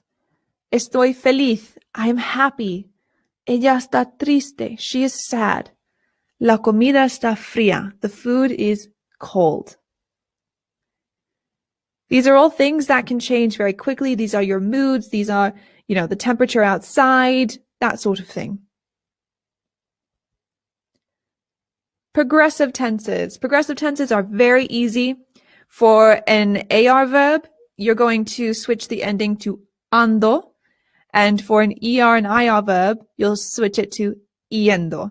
So progressive tense is like I am going. She is walking. They are jumping. That sort of thing. This is exactly what that is. Estoy caminando. I am walking. Ellos están saltando. They are jumping. Mi padre está corriendo. My father is running. All right, let's do a little bit of a practice. I want you to read these and tell me if they are used for ser or estar. When talking about condition, you use. When talking about physical characteristics, you use.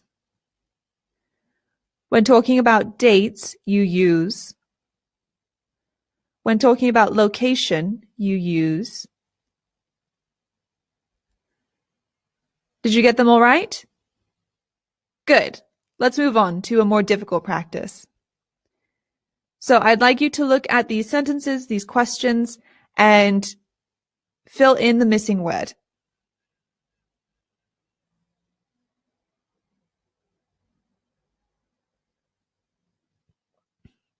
How did you do? Let's check.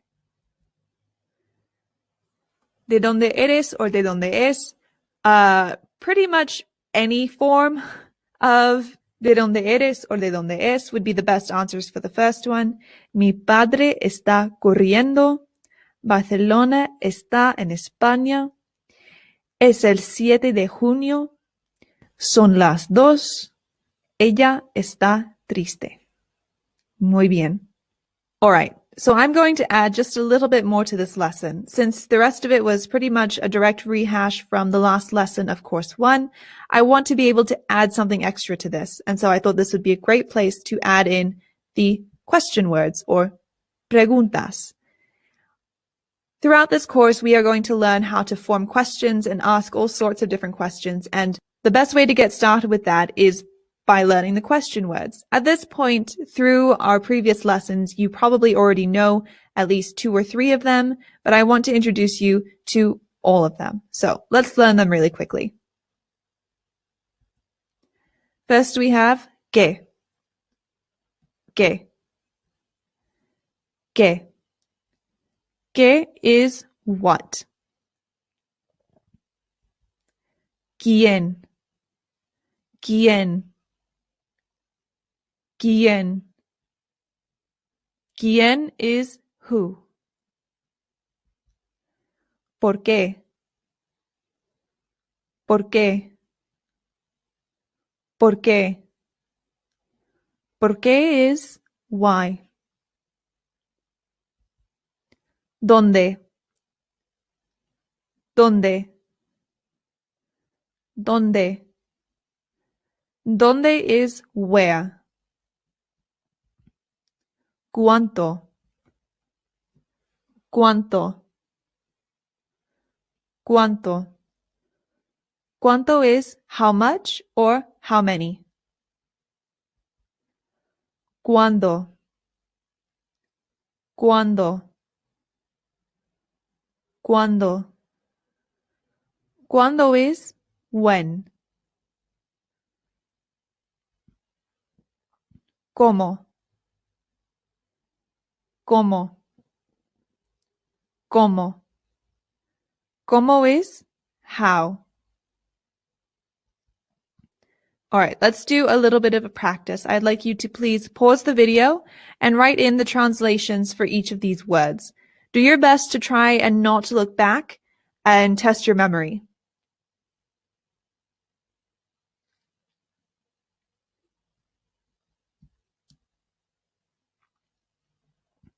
How did you do? Let's check. Who is quién? What is qué? When is cuándo? Where is dónde? Why is por qué? How is cómo? And how many is cuánto? Muy bien. Very good. Felicidades! Congratulations! You made it through the first lesson of this brand new course. You did a great job. I know it was a lot of review, but don't worry, we will learn a bunch of new vocabulary in the upcoming lessons. I hope you enjoyed this lesson. Until next time, hasta luego!